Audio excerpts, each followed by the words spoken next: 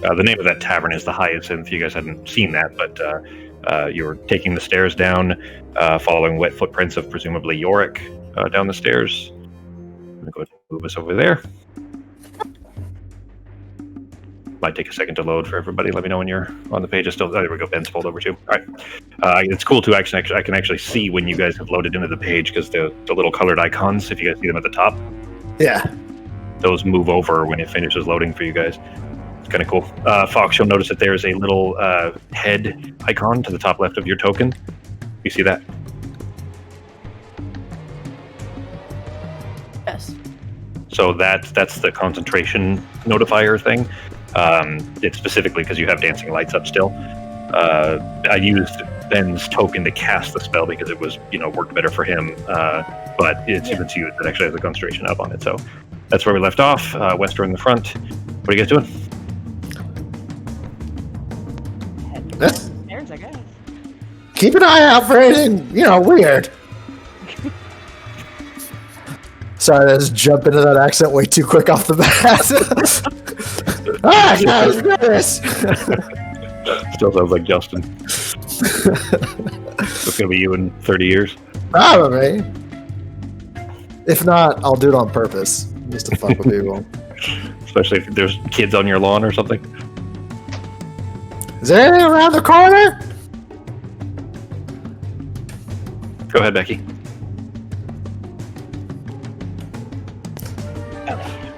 Sorry, I was getting the dog ball. No problem.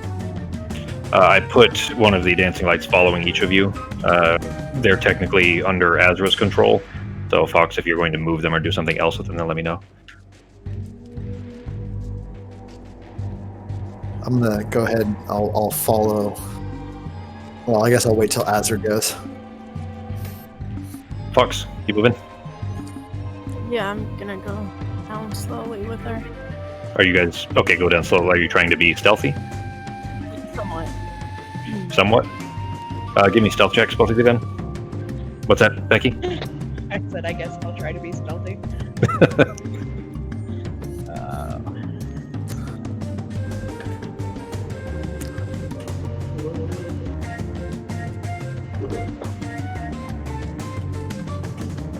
Fox, you got a stealth check coming? Yeah, I'm looking. There we go. It's under. That's why. Okay. All right. Frost. I'm just gonna peek around the corner.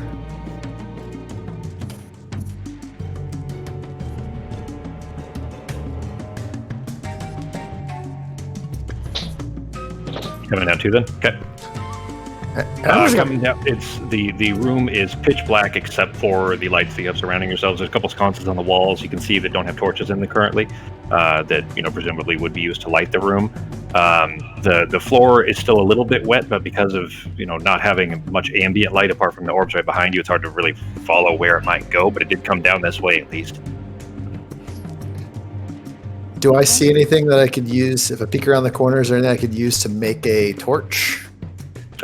Give me a perception check actually for Azra, Westra, and Ryloth. You're watching the door up behind you, G? Yeah, I've moved up and then I'm standing behind Rayloff and turning around to make sure nothing comes behind him. Okay. I rolled, but I did not see it on the screen, but I got 23 apparently. Yeah, you got 23. I mean, looking around, sorry, what were you trying to find? Something that you could Something be I could use to make a torch out of, and then or if there are any torches lying around, or a piece of wood and some fabric. Peeking off to the left, you think there's a small cylindrical rod laying on the ground just out of the frame of the light that you can see now that you think is probably a torch that was pulled out of the sconce and then dropped on the ground. It's not currently illuminated, but it is up ahead. As for Westra, this is probably a forest that you're walking around in. Yep. So be wary of like boll weevils and bears, maybe. What are you guys doing? Are those stairs? To your left? It's like wood. Yeah. Yeah. It looks like it goes up onto like a small stage almost, and there's a bunch of casks that have So where you're standing, you can just see straight ahead. Like the part directly to the south of you is it's up a little ways. It's about 3 feet up, and then tall. So there's like a fence in front of it, but there's some casks up on that stage up there. Do we still see the footprints? Give me a perception check for Azra.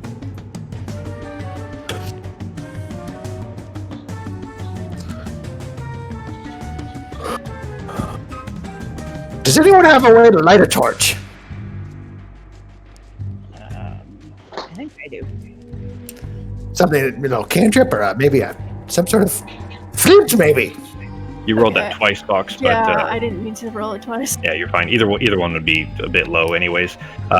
You can tell that the footprints went around here, but it looks like they're almost walked in circles. They moved this direction, and then they went off to the left, and then you don't know which direction was first. But there was a lot of there's a lot of wet footprints all around, almost like if you were standing in muddy, like in mud, and you'd see footprints all over there, so you can see that they went all directions. But as soon as Azra steps forward, you guys hear cloth moving, and then hear a swing, and probably some pain. Let's see. 21, Fox. Does that hit? Probably. I mean, it does. I'm not sure where to look for that. Your AC? On your main page, your armor class is 12. Yeah, definitely hits. As you spin, or as you step around the corner, you see a blur of light off to the right. The dancing light behind you is just barely illuminating a face as it comes spinning around the corner, swinging a dagger straight into your gut. It is 15 total damage done to you as it stabs you square into the stomach. You bowl over forward. It immediately pulls the knife free and brings it down, trying to stab you in the back. Let me apply those to you.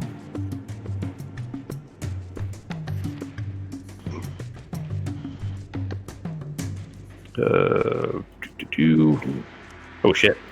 You are already not in good shape, Fox. You only have 5 hit points left. Because that was he got sneak attack on you, so he hit you with both. You gotta check your corners! Go ahead and give me initiative, everybody. Alright.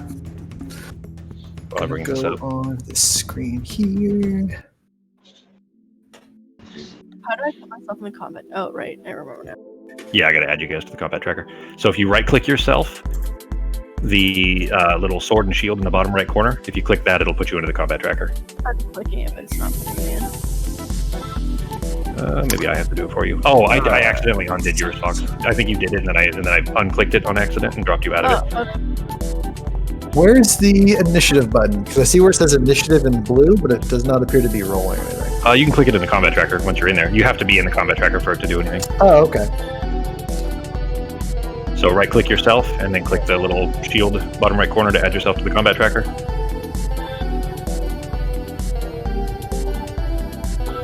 There you go.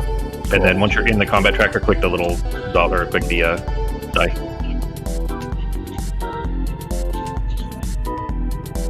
Ben, any chance you recognize this? It's really obscure, so I doubt it.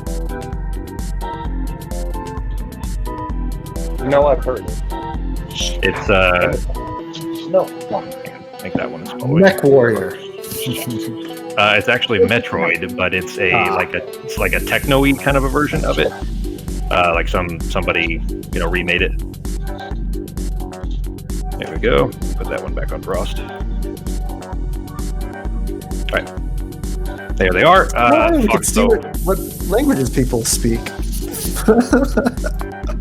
Where I know you can, but Under the VTTA party and how much money everyone has. Oh yeah. The party window, yeah. That's funny. All right. I'm gonna go and roll Ross's initiative because you didn't roll it yet. All right, Azra, you are first. Okay. Is she okay? No, she's not doing so good, but it'll be alright. Okay. I guess I'm gonna try and hit this guy. Okay. With anything? Oh shit! You got to roll a concentration check, Fox. Oh shit! This could be real bad because you just took 15 damage. So, did you take Warcast or anything, Fox? I don't think so. Let me see. While Ben's doing that, let's take a look here because you might lose concentration, and what you have concentration on would mean you'd be all in pitch black, which would really fuck you guys up. Let me find the check. It's just Constitution, but you'd have. Constitution, okay. Well, so a concentration check is a Constitution check with whatever bonuses you might have. Like Warcaster, for example, would give you advantage. Yeah. And that is not enough. You would have had to beat a 15. Ouch. Okay. Yep. So dancing lights disappear. Who turned off the lights? Oh God! You're all in pitch black darkness now. Can your tokens actually even see anything now, or no? Yeah, it's just all Just dark. a tiny bit. Okay. Okay. So a cantrip doesn't actually. Does a cantrip? No, a cantrip would be an action. Well, it depends. The spell, if it's an action or a bonus action. I'm trying to figure that out in a second.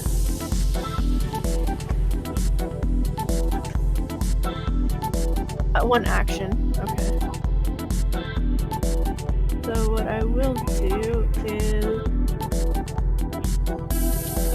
I'm gonna hit him with booming blade. Okay. You can't see. Do you have dark vision? You do have dark vision. Okay. You can. It's black and white, but you can barely make him out in his shape in the darkness. Okay. So you can still roll normally.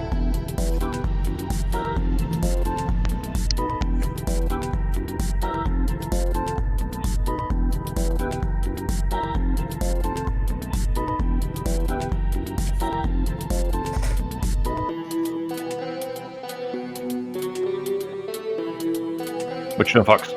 I'm trying to use booming blade on him, but for some reason it's not working. Let's see. How does click the cast button for booming blade so that it'll show up in the chat button for me? I mean, I can pull it up in your spellbook, but it'll be easier if you click it first so that it would show up in the chat window. Click the little dice to the left of it. That's what I did. It's just not rolling for some reason. Here, let me see. I don't think it automatically rolls. That's what I'm saying. It doesn't. Oh, okay. So it doesn't have. If it doesn't have an effect, then it won't automatically put it in the chat. That's good to know. Let's see. As part of the action used to cast a spell, which is one action, make a melee attack with a weapon against one creature within the spell's range. On a hit, the target suffers normal. Okay, so the spell doesn't actually do anything on its own. You have to make the melee attack. So go ahead and roll a melee attack. 19, I believe that will hit. Let me check his AC. That does hit. Okay, so it did 3 damage on its own, but we can sheath in booming energy until the start of your next turn. If the target willingly moves before then, it immediately takes 1d8 thunder damage and the spell ends. Which you're past 5th level, so it's actually 2d8 damage if he moves. Okay. So let me put the effect on him. And then I'm going to move backwards towards... Okay. Yeah. It will still provoke an opportunity attack if you move, though. And you have 5 hit points left. But if he moves, he's also going to take damage. No, it means if he moves from his 5 foot square, not if he makes an opportunity attack against you. Does that make sense? Yes. All right, then he's going to go ahead and make his attack. What the hell is happening? Don't turn off the lights. 12, which still hits Fox, and it does. How does sorry, Fox. Fox? It did exactly 5 damage. Ouch. How does What? Fox what? So she's got an AC of 12. Yeah, her AC is 12. It did exactly 12. That's So really cool. listen, she has an AC of 12. He rolled a 12 to attack. Yeah. She had 5 hit points left. He rolled 5 damage. Hilarious. So Fox, you fall unconscious in the square directly in front of him after having been stabbed in the stomach and then the back. And then as you stab at him, he reaches out and rakes his knife against your arm. Your vision begins to dim, and you collapse in the square that you're in. What the hell was that? Oh, I forgot to begin combat. Ben, are you back? Yeah. Okay. I didn't say anything, Justin, so that's there you go. All right, your turn, G.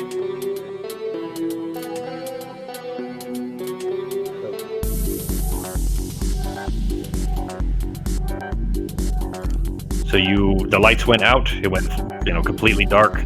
I think you have dark vision as well, Andros, don't you? I think so. I can still kind of see it. You do, yeah. You have dark vision. All right. Yeah, the characters that have dark vision will still be able to see a little bit, like a small ring around you. So Ryloth and Westra, I think, will be in pitch black, but it is dark around you. The dancing lights went out, so there's, at least you know that your companions here will not be able to see. And you did hear Azra grunt and then collapse to the floor.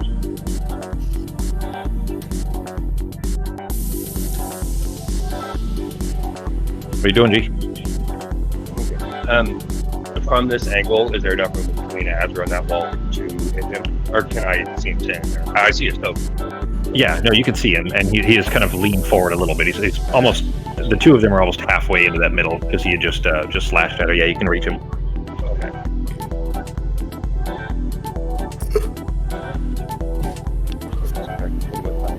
You guys are seriously going to fucking die. Nobody's trying to put any light back up.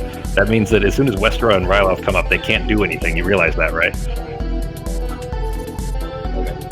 I can cast Expeditious Retreat. Yeah, but then run into a wall because you can't see. I'm also thinking about doing something else too. So. All right.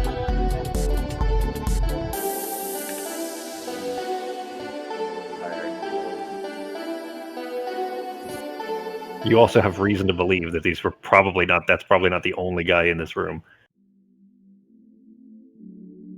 All right. Oh, I think the effect I put in there was actually a sleep one. Let me change that. They don't actually matter right now until I put in the advanced effects things. Oh, actually, it would have dropped anyways. Booming Blade is not concentration, right, Fox? No, it's not. Okay, all right, then that'll stay on him until he moves then. Oh, but you did lose your concentration, of course. What'd you?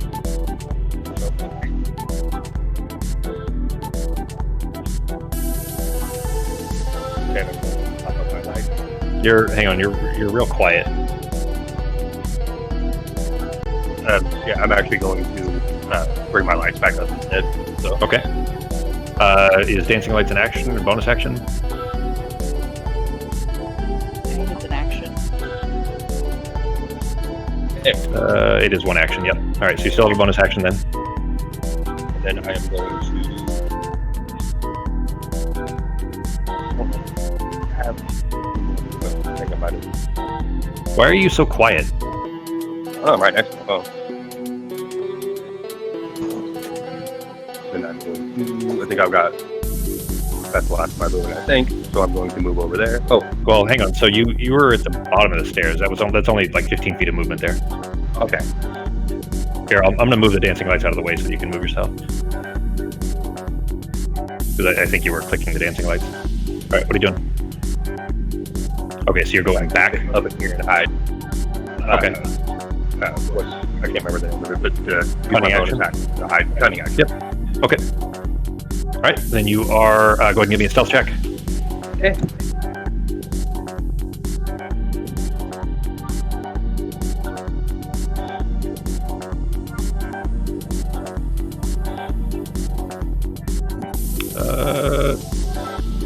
Yep. Oh shit, 24.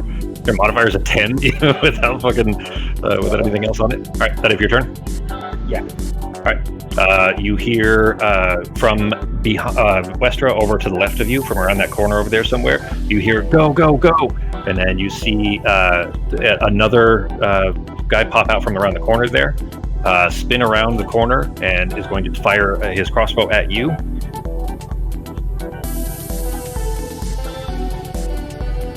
With sharpshooter, which makes it a 17 to hit with Tracy. Where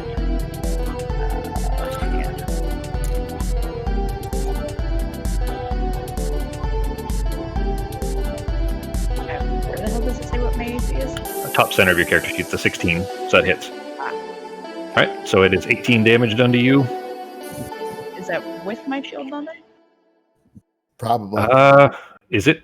Let's see. Well, she's got heavy armor, so maybe not. Heavy armor? Holy shit. Oh, she's a fighter. Yeah. 16 probably chain. Okay. Well, yeah. I mean, assuming then you'd have your shield up, that would make it an 18 actually. So that would not hit in that case, especially because you used sharpshooter. Otherwise, it would have hit. All right. So he pops around the corner. You throw your shield up just in time. The bolt reflects off of it. He then takes aim to fire a second time. Not sharpshooter, just a regular shot. For 19, which does hit. Just over the shoulder, just kind of grazes your shoulder, or over the shield, it grazes over your shoulder, doing 10 damage. All right, you're at 44. Sorry, I'm keeping an eye on how HPs and stuff work, because I'm not used to it, of course, yet, doing a lot of combat in this yet. And then he immediately hops back around a corner again. It is Ryloth's turn. What the hell's going on? I'm too old for this kind of thing. So I've got light around me. Yeah, you did also hear a shout from around the corner to the left. All right. I'm going to go ahead and I'll move 15 feet so I can see this person that now I see Azra down on the floor. Yeah. So I'm going to go ahead and I'm going to target him. Okay. And seeing that this is a... Let's see. I will cast...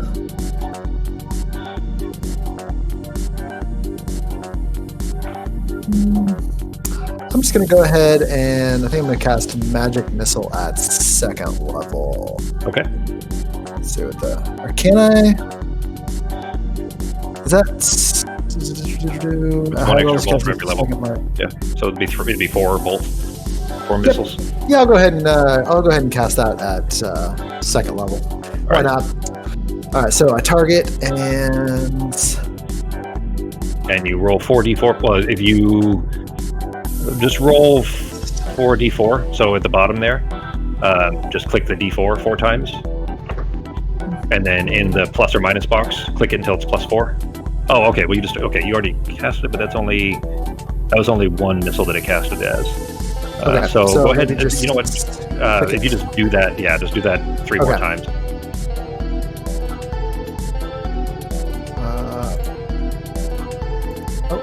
I got to uncheck consume slot.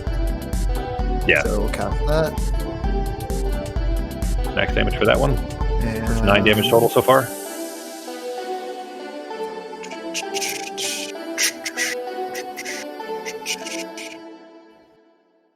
And 1 more. That's 12 damage.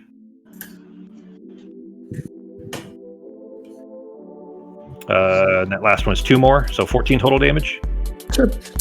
And let's see, I've got dancing lights around me. I'm going to go ahead. I'll just use the rest of my movement to go around a little bit further. Maybe over to here. You know, you heard shouts of hostiles over that direction. Oh, over that direction. Yeah, Neat. over to the left. If I heard it over to the left and coming from that room, yeah. I'll use the remainder of my motion to just go right up here and. Okay. Give me a perception check.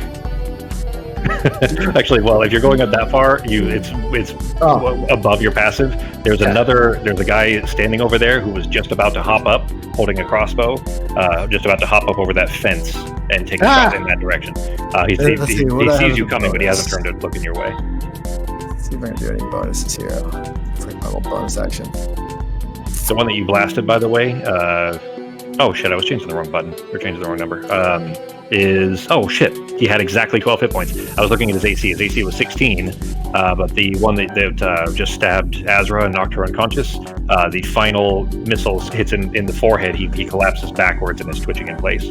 Yeah, take that, you son of a bitch! And you know what? No, that's gonna end my turn. I'm gonna go ahead and end it there. All right. In that case, then it is now Wester's turn. You just got grazed in the shoulder by one that popped around the corner, jumped back. Then you see 4 bolts fly in front of your face and smack into that guy. There's one behind you, too! Great. Did I miss something? Is the guy by Azra dead? Yes. Yeah. I fucking murdered him! I mean, self-defense! 15, Okay, so I should have a regular healing potion, so I'm just gonna like shove it down her throat. Okay. Yeah, you had, I think, didn't you have 2 regulars and 1 greater or something like that? I think it was just 1 and 1. Okay. And I can check my sheet real quick. I only see the greater on your sheet, but I know at least in Embers you have. I couldn't find the regular healing potion. All they Oh, had was that's greater right. and superior. Yeah, you told me. Okay. Yeah, I forgot to add it on there. All right, so then roll 2d4 plus 2. So the d4, just click that twice, and then click the plus button twice, and then hit roll.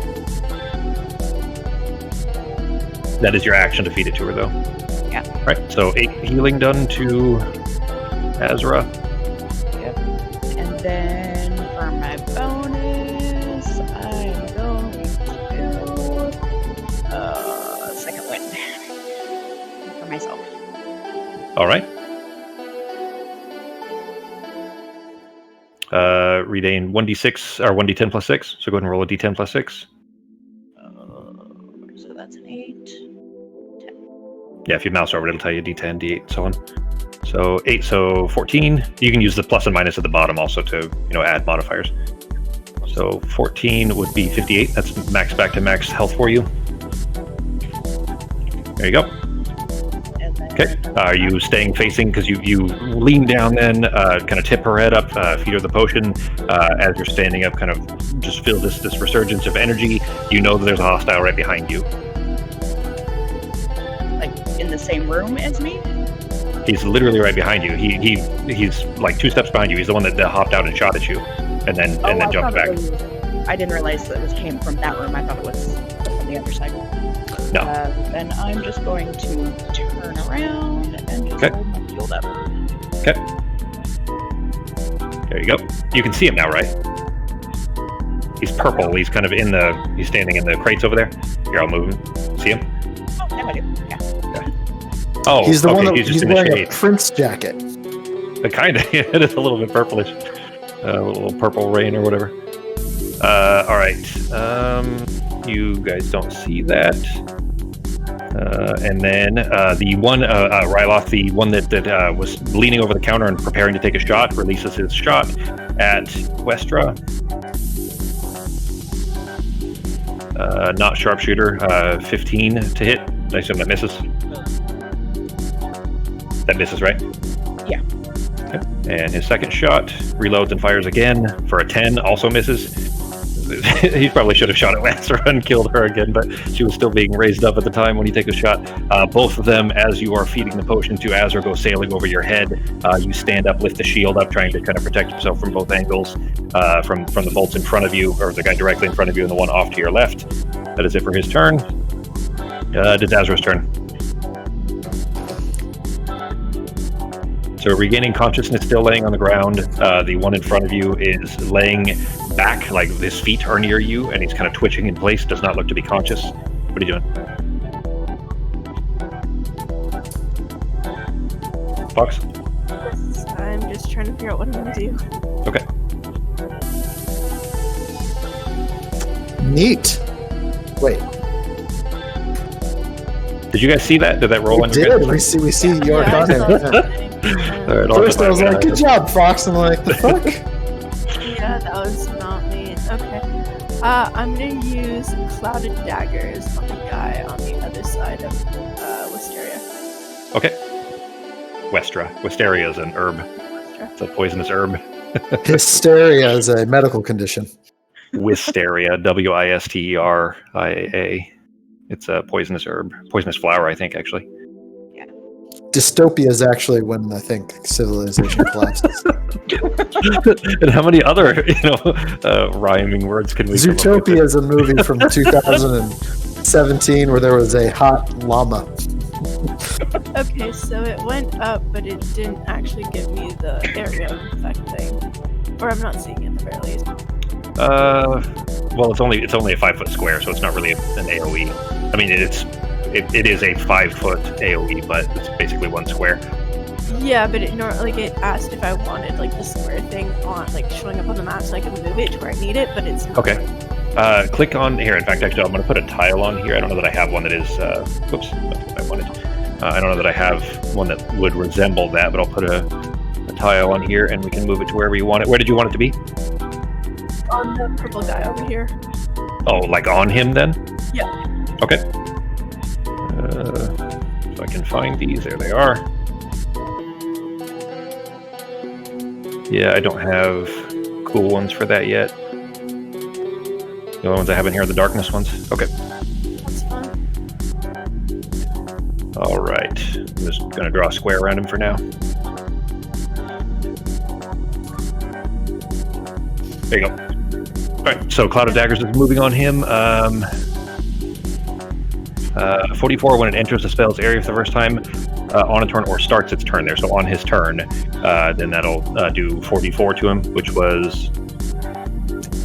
Why would it roll an attack on it if they automatically take it? It'll be 13 flashing on him, though, when his turn comes up. So, okay. Was that action to cast? Yes. All right, and it is concentration, so we'll put the concentration effect up on you. Oops, did not mean to put a tile on you. Here you go. All right, any bonus actions or movement?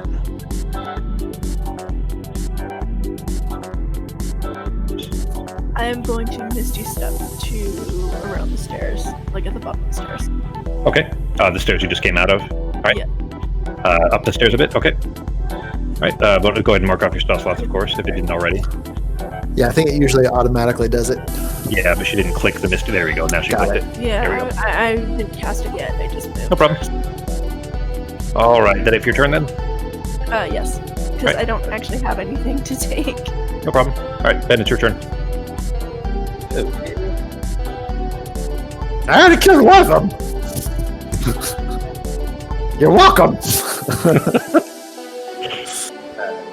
That guy that I'm facing to the south of me, is he like would he be considered undercover or whatever? Is he, Yeah, he's under full cover. All Yeah, he ducked. He hopped up, took 2 shots, and then jumped right back behind the wall, so you can't see him anymore. You did see him jump up and fire, so you know where he is, but you can't see him right now.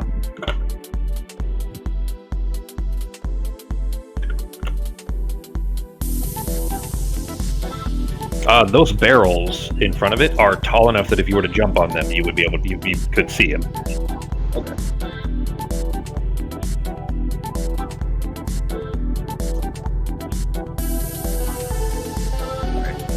So What am are I you on gonna them there, or down one more to hop up on? It would be, yeah, it'd be down one more. Like here. I mean, if you were going, you would just been straight ahead.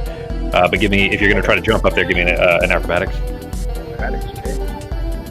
And you guys, if you select yourself, like if you click on yourself, you'll see that little HUD, the HUD up there, and then you can use that to roll things quicker.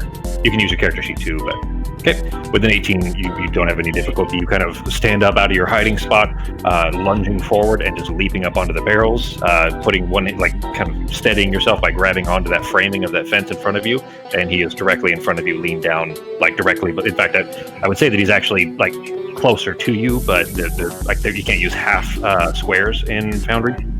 So he's actually close to you. He's basically leaning against the wall directly beneath you. All right.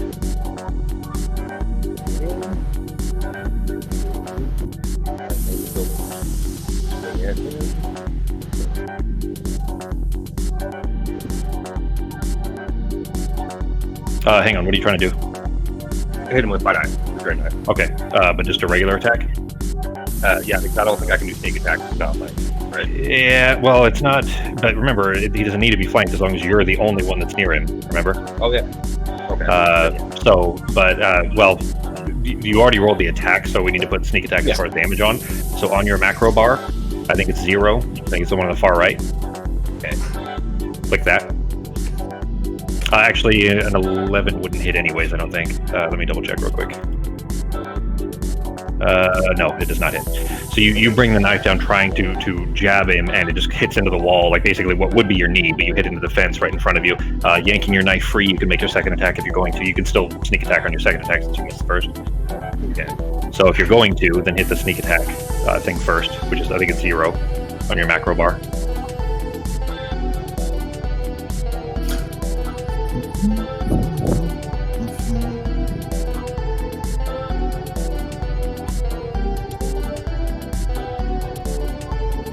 Just hit 0 on your keyboard, or click it. It's literally your bar at the bottom, G. Okay, I didn't see it on the macro bar. Oh, I thought it. Not paying Do attention. you have things on your bar? Yeah, like my drain knife and stuff is on there, and then like What's- fairy fire and a couple other things. What's at 9 and what's at 0? 0 is not on the left; it's on the right. It goes 9 and then 0, like 9, 10. So the far right side of the bar. It is down there. Right? Oh, yeah, it is. Okay, it's just I could barely see it. It's on the second level below there. I didn't notice there was 2 levels. Oh, okay. It's the resolution. That's just resolution then. Okay. So there you go. All right. Now it's on. Now sneak attack is on. So when I set up both your sharpshooter, which is throwing mastery. I set that and sneak attack up so that they're a toggle. So you put it on, make your attack, and then turn it off. Okay. All right. So go ahead and roll your attack.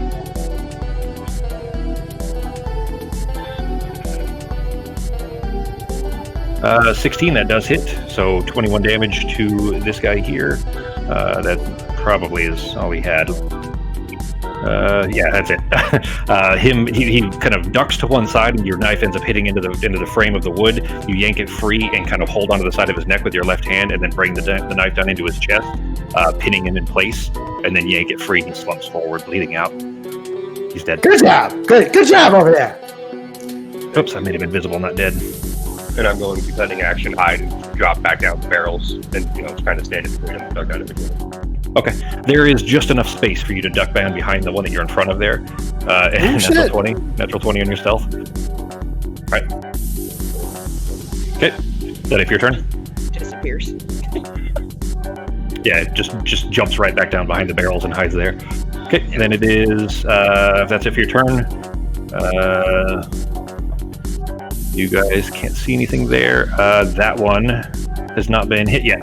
Standing directly in front of Westra, looks like he's about to panic and is trying to reload his crossbow rapidly. Is going to move away.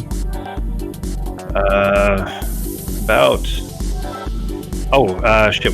Fox? What did you put on him? It was Cloud of Daggers, right?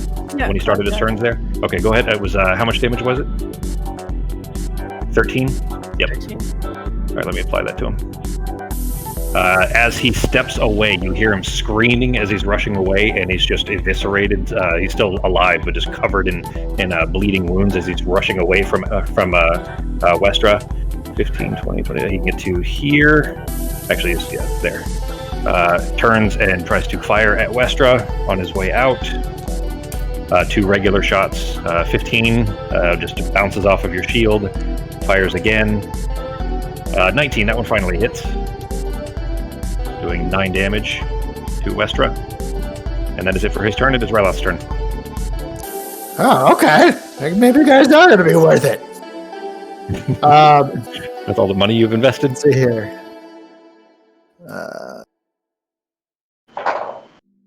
What about... Oh, I'm on the wrong button.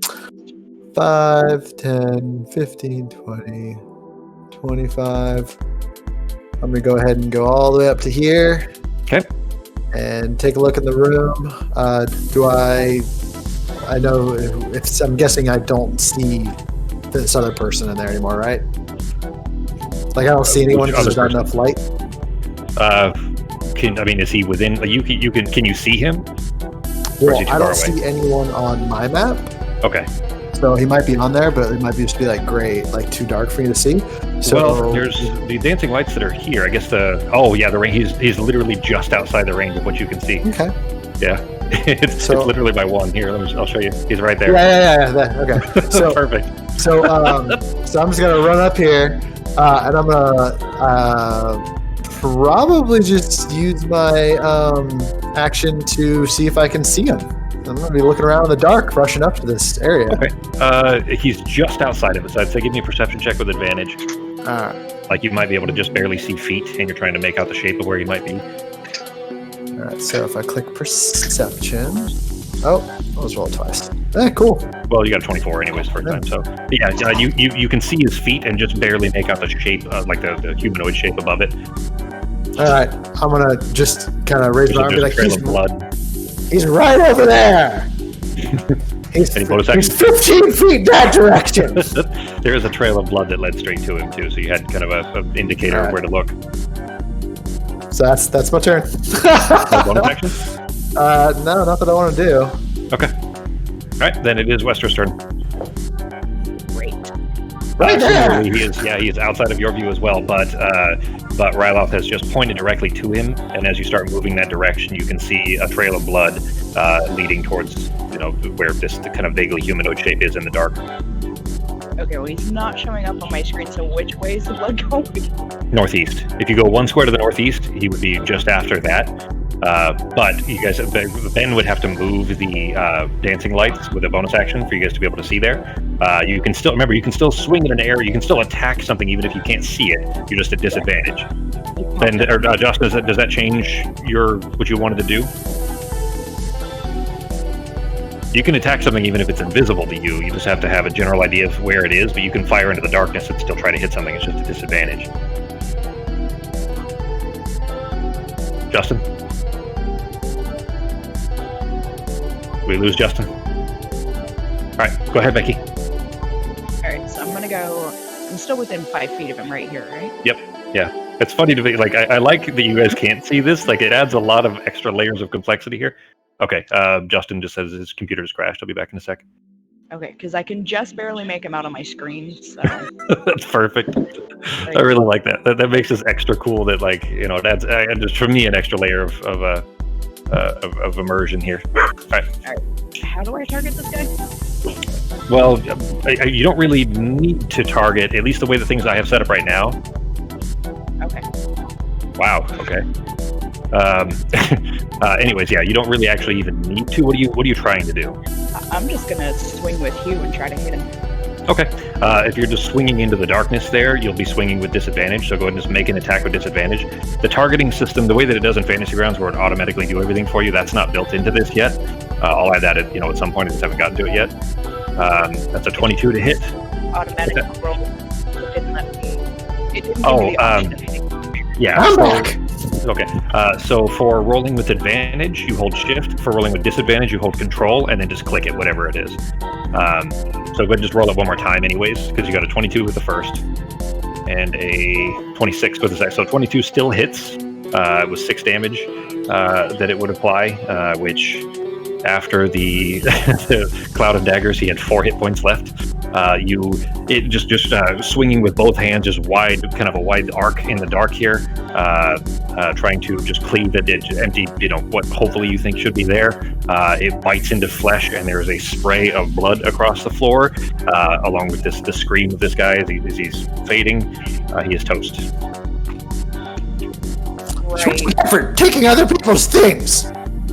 However, knowing that the last guy I took out jumped up, I'm going to use my extra attack to hit him again. Alright, that's fair. Go ahead and make the second attack. Still with disadvantage. Did I miss someone jump back up? No, she's talking about when you guys were outside. Oh, got it. So is it just a straight roll because it would be advantage since he's unconscious? That's true. Yeah, well, it's not just that he's unconscious, it's that he's laying prone. But I guess same thing, but yeah, okay. Yeah, it's just a flat roll. So I literally dropped my cell phone on the computer, and my screen just immediately failed, and just static noise on my monitor. I was like, "Oops, weird." Like how shitty does the computer have to be if it's a $329 laptop. It's a great bargain. It is a great bargain, but not a great laptop. His AC, Becky, was 14, so you still hit. Just barely. So an extra 9 hit points to him. Actually, it's a melee when he was down, so it would be auto critical. So 18 damage. Well, it'd be 9, double the dice, but it doesn't matter. It does not look like he's moving, at least. Sweet. And that was, 10, 15, 20 feet. So then... Did I just see you fucking murder an already dead guy? She did cleave him near in half, and then just take an axe down at his neck while he was bleeding out on the floor. Well, do you want this one popping back up like the last guy? I didn't know that was a thing that was happening. All right. Okay, is that it for your turn? Yeah, that's all my movement and everything. All right. Hang on. No, I accidentally. No, I guess. Oh, cool. I can't go back. I wasn't sure if it would let me go back. I see. I didn't realize it would work that way. All right. You hear a war cry of a shout Then you, let's see, Drost, you would see this just, hearing the war cry and turning to the left and seeing it. A man comes rushing out from behind the wall there. Ryloth is directly to your left. Let's see, so 15, 20, 25, 30. You can get to here. Whoops. There we go. Straight to Ryloth, and is going to make both of his attacks at Ryloth. Let me see if I have a reaction real quick. I just want to check. Sure. Nope. Just gonna take it. All right. First one was a 21, so that I imagine will hit. Second was a 23. Both Holy hits. shit! Right. Yeah, both hit. Well, they didn't do much damage, thankfully. You only got a 5 and a 6, so a little bit of damage to the whole. Do I recognize this as the main guy? No, does not look like him. How many fuckers are there? And in fact, his war cry when he was coming around the corner did not sound like the guy that yelled "Go, go, go, go." All right, it is Azra's turn. Okay.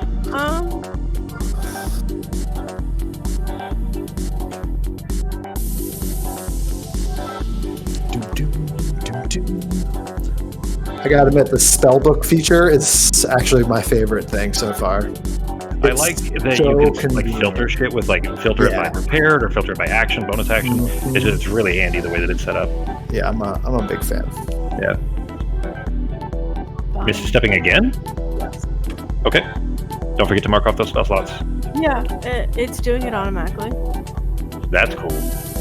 Yeah. You don't need your concentration is off because the Cloud of Daggers is down, right? Yes. Alright. Turn that off then. There you go. And then I'm gonna do green flame blade. Okay. How's that work? It's like the booming blade, so I use a dagger strike in it. Alright. 8 will not hit. Does it do anything? Does it do anything if the attack misses? As part of the action, you have spells get make a melee attack. On a hit, the target suffers the attack's normal effects, and green fire leaps from the target to a different target of your choice. That one is intended for cleaving, so that would be if there was another target nearby. Yeah. But it does not look like it does anything if the attack misses. No. Okay. But you are now flanking him, so at least between the two of you. Actually, shit, hang on. It still wouldn't hit. It would be directly across. God damn it. I don't remember my own rules. Let me go look it up. Directly across is a +2. Does that sound right, guys? I think so. Directly across? +1. Oh, okay, never mind. Yeah. The flanking thing, Justin, like you probably will I really just want do it with to advantage. Yeah. there's a huge reason that you probably don't want to do that, but it doesn't matter for now. But yeah, it's +2 if it's directly across, +1 if they're any other place, and then if there's no one nearby, of course, no flanking. Advantage is really overpowered, especially if you have like a rogue in the party, Justin. It's true. Like if I was still playing, remember, anytime that somebody has advantage, then it would be sneak attack every single time. So like that kind of stuff we abused pretty quickly. But the rest of the group are too new to understand how that can be abused, so it doesn't matter for right now. Any bonus? Actually, you bonus actioned to Misty Step over there, and then made your green flame attack and missed. Any more movement or anything, folks? No, not at the moment. Okay. Can I change out one of my spells later? Yeah, I don't care. Okay. Yeah, it's fine. I mean, this is a one shot anyway, so I'm not too picky about it. If you guys want to play these, longer term, then we'd be more strict about that kind of stuff. But in the meantime, it's not going to hurt anything. It is Draw's turn. Yeah, having both Booming Blade and Green Flame Blade, they're so important, or your dex is so important because you're using a dagger for those attacks that is a little bit redundant is all. I'll be right back. All right, Justin. Your turn, G. You were hidden there, so that guy did not know that you're there, presumably. Oh, you remember that you can stack your sneak attack with your throwing mastery. So remember that. He doesn't know that you're there, which means you have advantage on it. Advantage plus your throwing mastery means that you kind of negate the -5 as far as the math is concerned. And if it hits, you can do your sneak attack damage at range. If you wanted to. I'm sure that you wouldn't remember that from 2 years ago when we were playing Frozen Thorn. Yeah, I'm actually glad you reminded me because I couldn't remember. I was thinking sneak attack was just for melee. So Nope. thank you. Oh, yeah, you can do it at range too. So if you're going to try to throw at him, yeah, okay, then you just put it on, so that's good. Then make a throwing dagger. Turn sneak attack back on. Oh yeah, it's toggle. Yeah, sorry. Yeah, it's a toggle. I forgot to turn it off before. I need to remember to do that. That's fine.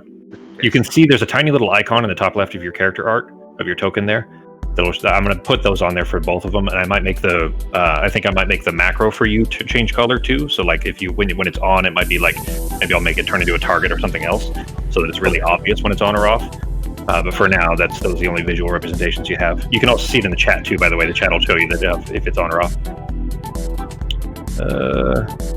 I saw that. There it is. Okay, 10 misses, unfortunately. So your first knife misses. You can still make your second throw. And can I use the throwing after and sneak attack again?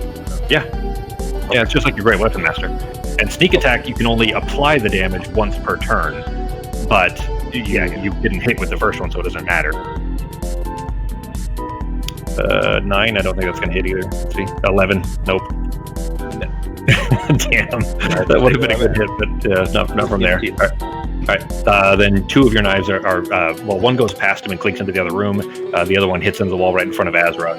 You didn't roll low enough to hit her, but it. Yes, kill this guy yet?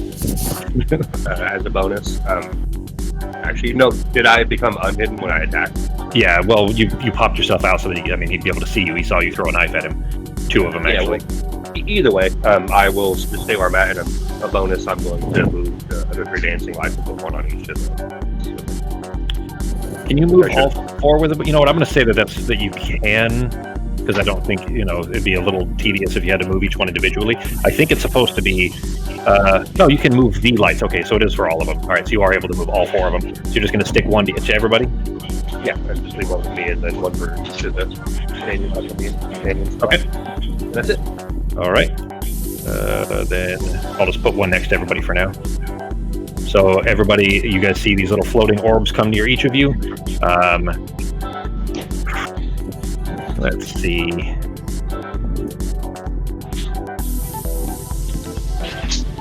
It kind of sucks that you guys can see that I was rolling initiative for characters out that you can't visibly see yet. Yeah, that seems like it should be hidden with the, the DM side. Yeah, I'm gonna have to change that because especially if you can see what the character names and everything are too. That's just a setting thing that I didn't find as all. All right, let's see. Can you make that? Yep, you can. All right.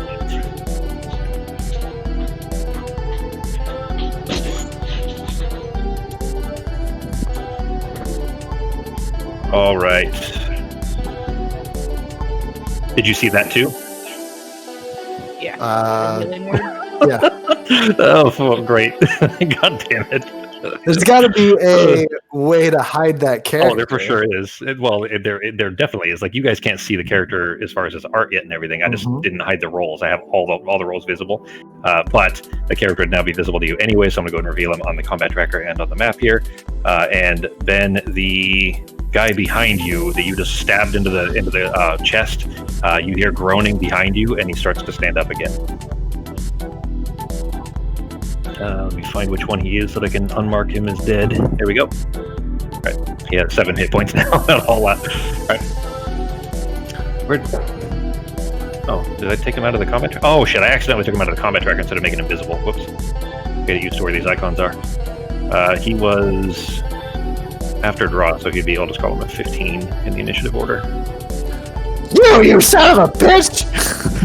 Did he come out of like invisibility or just run around the corner? He was just around the corner. It's him. It's Yorick, the guy that you guys are after. But he's the one that shouted "Go, go, go!" And then he ran around the corner. Ryloth, you see him cast a spell in the direction behind Drost, and you hear some stirring behind there. It is your turn. This guy did just slash at you twice with a scimitar right in front of your face. Yeah, he did. I'm actually going to... I'm going to cast Hideous Laughter on the guy directly in front of me. Okay. And I'm just going to whisper in my a little bit to him since he's so close. I'm like, "Did you hear about the bandit that stole a cart of soap? The police say he made a clean getaway." All right. What is it? Is it a wisdom save? Yeah, first level, and it is 16? at the end of it. Yeah, see here. Yeah. He got a 3, so Yeah. did So not at the, succeed. at the end of his next turn, he is going to fall prone. So he's now laying on the ground laughing.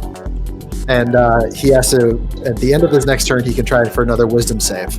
Okay. Well, he and now failed it he's- initially, so you murmur this stupid joke at him, and he standing there kind of looks at you, and you see his mouth start to kind of lift up on one side, and he starts to chuckle and grin, drops the scimitar, and just starts leaning over and kind of batting at his knees and laughing.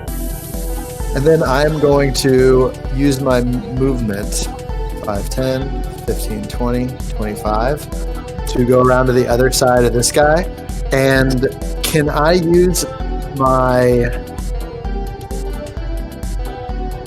reaction to. You could step over him, by the way, so you didn't use that Okay. much movement because he's laying on the ground, like flat on the ground. Reaction to what?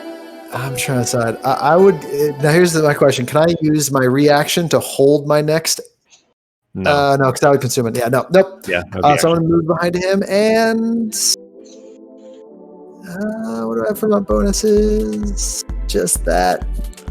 Nope. I'm going to keep it just like that, but I'm going to, as like a bonus action, I'm just going to scream at him from around the corner. And if you drop your weapon and give up, the rest of your men don't have to die. We're not going to kill you. We just need you to tell me something. You hear him chuckle and shouts back at you. They've died plenty of times before. This wouldn't be the first. We're not afraid of you. Yeah, he's bad news, guys. That's the end of my turn. Okay. He was here. There we go. All right. Ryloth, and it is now Westra's turn. Great. This one, you might be able to bring this one back to life. I don't know. Yeah, let me know if either one of these guys move. Okay. I assume that was for Ryloth, not for me. All right, yeah. Yeah. And I'm not supposed to hit the dude that's laughing, right? Hey, we'll wake him up. 20. Fuck it. 25.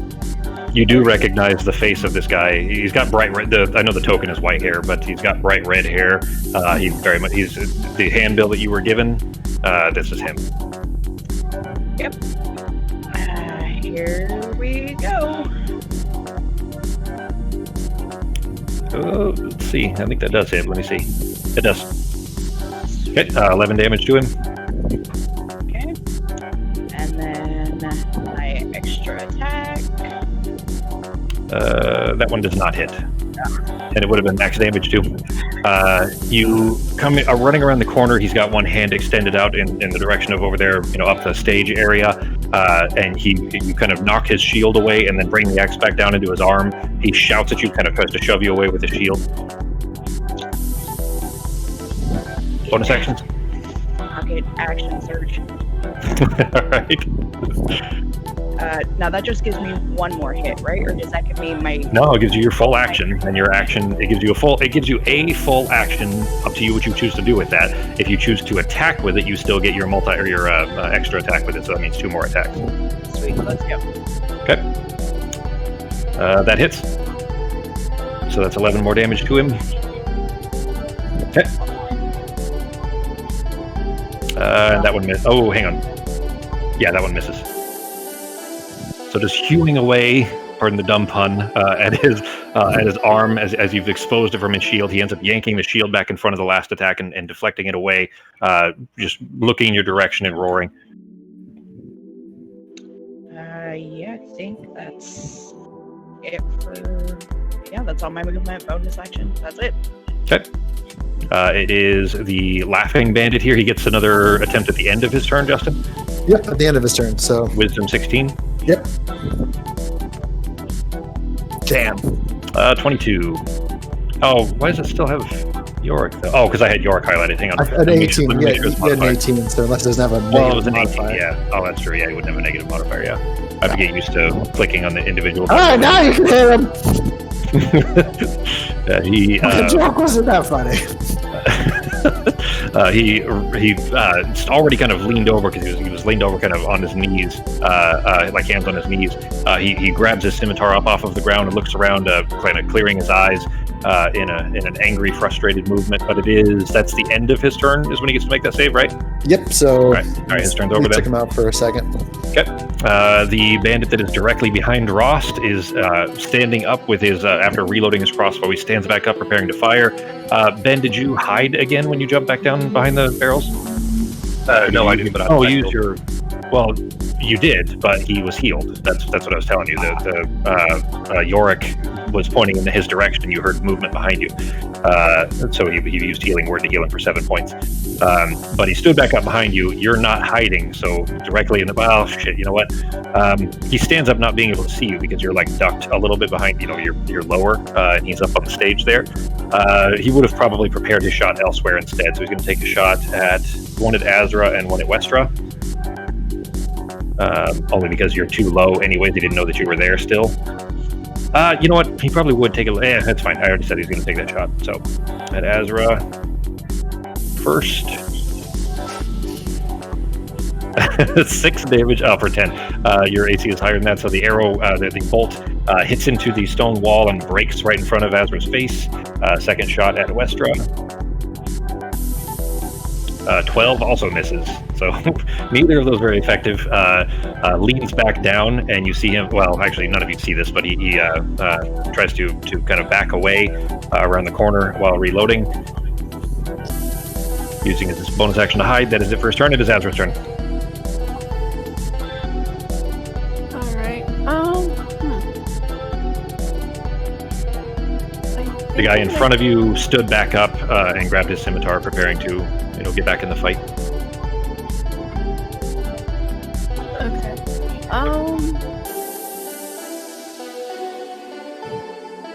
I'm gonna move backwards to about here. He will have an opportunity attack if you move. Even if I'm behind him? And Yep. does he know I'm behind him? Yeah. I mean, you have A lot can happen you in all have 6 serenity. seconds. Yeah. That is true. Okay.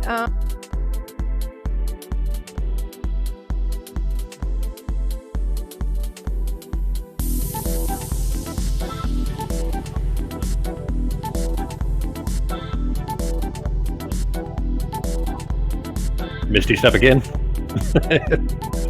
Misty Yeah. Step is perfect for getting out of combat. I'm Out of, gonna Misty Step. Okay. Where to? Back to the stairs again. Yeah, that doesn't take your movement, by the way. Misty Step doesn't, so you still have actual movement as well if you wanted. I'm going to cast Ice Knife on Okay. the that I was behind. Okay.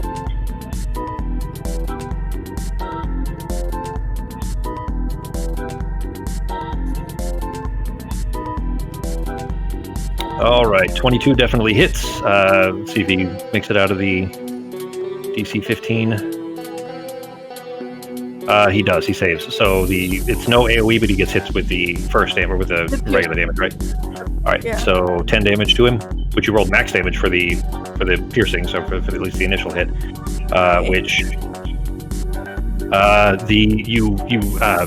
point over to the corner, pointing your finger over towards the base of the stairs. You evaporate and then reappear at the base of the stairs with a puff of smoke, spinning in one smooth motion, sending a knife of ice in his direction, which smacks him square in the shoulder, like a upper pecs, like right before the shoulder, and it explodes. But he manages to turn his face away just in time.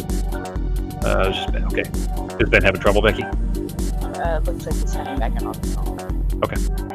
Oh, was he using the laptop for Discord? No, it's still not working. So he's just using his phone. Oh, okay. It just dropped on his phone? Yeah. Okay. All right. Welcome back, G. But the damage is pretty significant. He's still okay. He's still up and moving. Is that it for your turn? Yeah, I'm just gonna. All right. Yeah, you still have full movement, so you can, move 30 feet still. Okay. It is Strauss' turn. I like that she hides. I feel like she has the same tactics in our other game too. I'm gonna do this. I'm gonna go back behind this wall, guys. Well, I mean, neither of her characters are particularly tanky, so they get hit a couple times and they go down. Yeah. This one even less so than Arteme. What you doing, G? Moving over this.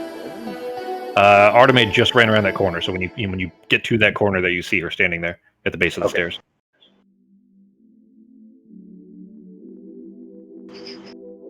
You gonna try to throw at him? Yeah, at the main homeboy over there. How many knives do you have? Oh, at Yorick? Yeah. All right. How many knives do you have? 6? I think so. And I tossed 2 earlier already. Yeah, two are on the ground still, so you'll need to pick those back up. You've got 4 left. Okay. Is throwing mastery and sneak attack still toggle on? I didn't. If you didn't toggle them off, then yes. I didn't see you turning them off, so as far as I know, they're both still on.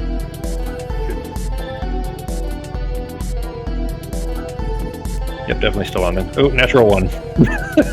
That is particularly bad news because there is one of your colleagues just happens to be near him, and as you're rushing around the corner, starting to spin in place, getting ready to release a knife, and then you notice as we're out of the corner of your eye, you kind of turn in surprise, thinking it might be a hostile, which is just enough to deflect your aim, sending a knife directly at Westra, who will take half damage, which you rolled 26, so that's an extra 13 damage to. Holy shit!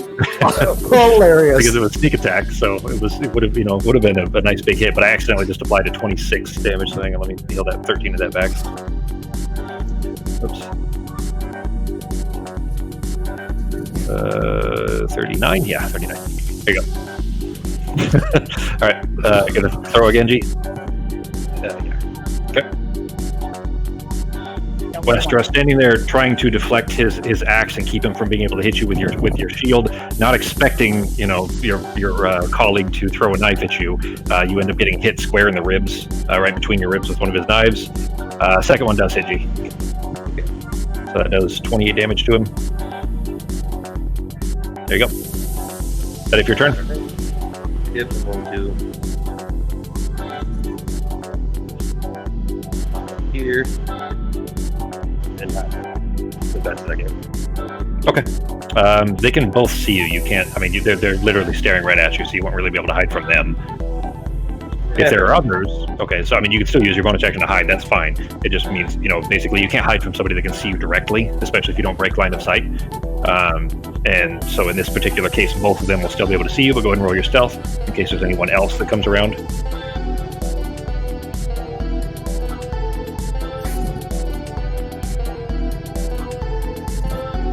While you're rolling that, it is Yorick's turn. All right, a 25 stealth. All right, he is going to. Let's see. Yeah, he's got line of sight.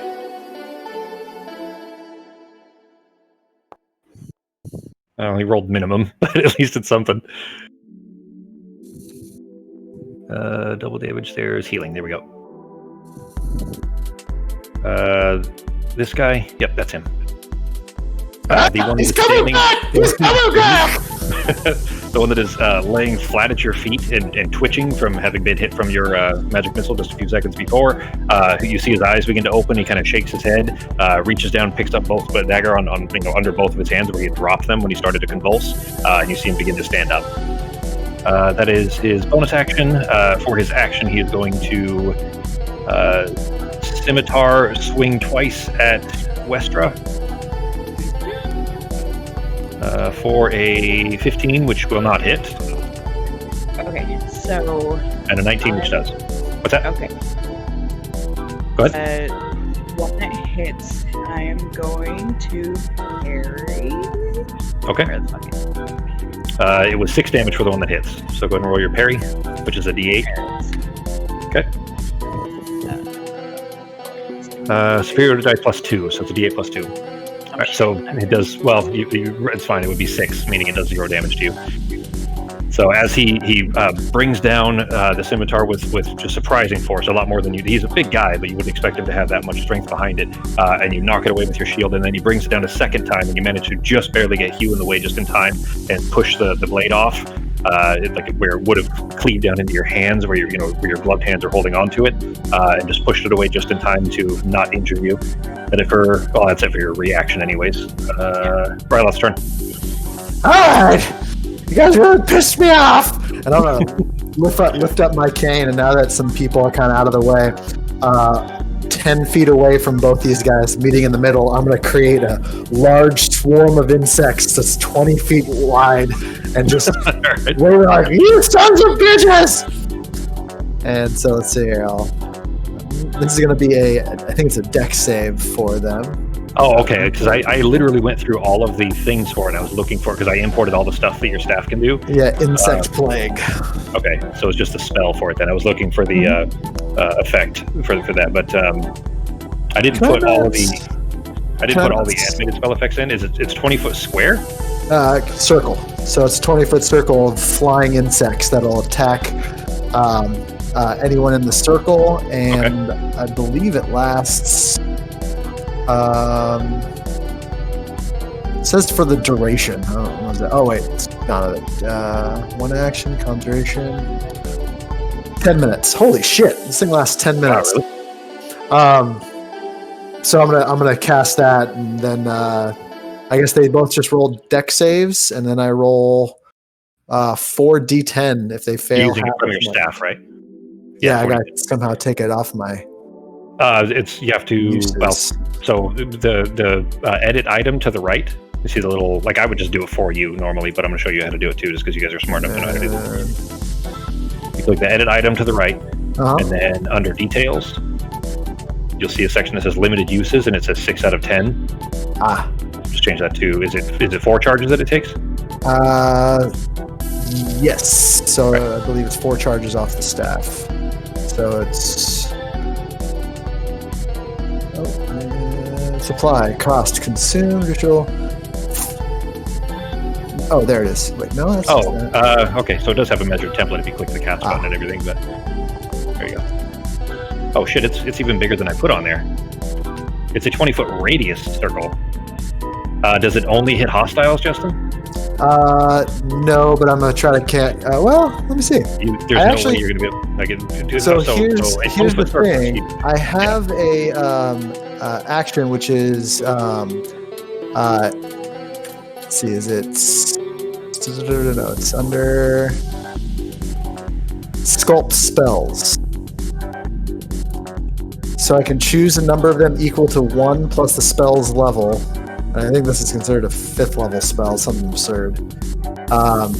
Well, when you're casting it from a weapon or from an item, though, it's not. Doesn't count? All right. Well, I think it counts at the first level automatically. So I didn't realize there's 20-foot radius, so then I will not use that.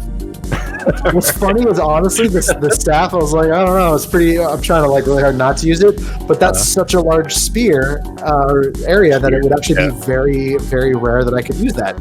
Depends on the item. If I put stuff into my my ring that could store it, if I put a level 5 spell, somebody else could use the level 5 spell from it, and it will still be level 5. So it depends. Yeah, but that's not using an item to replicate a spell. That is really just casting the spell. You're just casting it into gotcha. Mine is replicate. Okay, so it's a different thing. Gotcha. It's because anyone could cast this spell. It has nothing to do with my arcane. Let me Google it real quick, because it might be something like if you have arcane levels that you could cast it at that level. So here, I'll just double check for you while you're figuring it out what you want to do there. All right.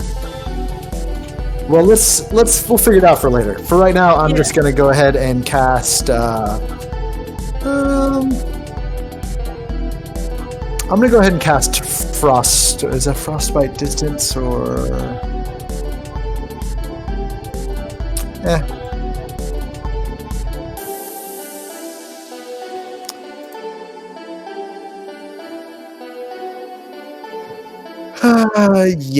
I'm gonna use Frostbite. I'm gonna cast it on this guy right in front of me. Okay. He still looks pretty wounded anyways. It doesn't seem like he's got a whole lot of life left in him. DC 16 Constitution. Do you roll that manually? All right. So if you guys, so I think you guys can do this. Never mind. You guys can't select him, so never mind. I'll fix that for you guys so you can later. He got a 4, so no. And it did Also, 5 damage. Well, it's 1d6. That just roll 1d6 or I'm sorry, He rolled 2d6. and he rolled a 2 and a 3 for a total of 5. He had exactly 5 hit points. So, This one's back down. I think that's back down to 0 hit points again. Mm-hmm. As he was beginning to stand up, you just standing over him, just to blast him in the face with a fire extinguisher until he freezes and sits still. I can't remember. Can I use my bonus action to do an attack at disadvantage since I don't get, or no, attack with that proficiency? You have to make. So technically, to use your offhand as an attack, you have to use your action to attack. Okay. To get the offhand attack. Okay. Then in that case, I will.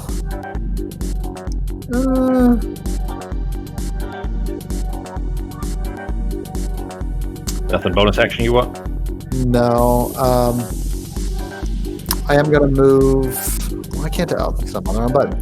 I am gonna move right here so I can get a better view of what's going on out in the other room. Okay. And that's gonna go ahead and end my turn. All right. Don't let that fucking guy get away! Not you! Him! If you guys, not that you have a ton of room, unless you are dragging it across multiple monitors, but if you guys have a party window up, you guys can see everybody's hit points too. It's kind of nice being able to see hit points like that. Yeah. Oh, I thought I never brought that back up. Where was that at?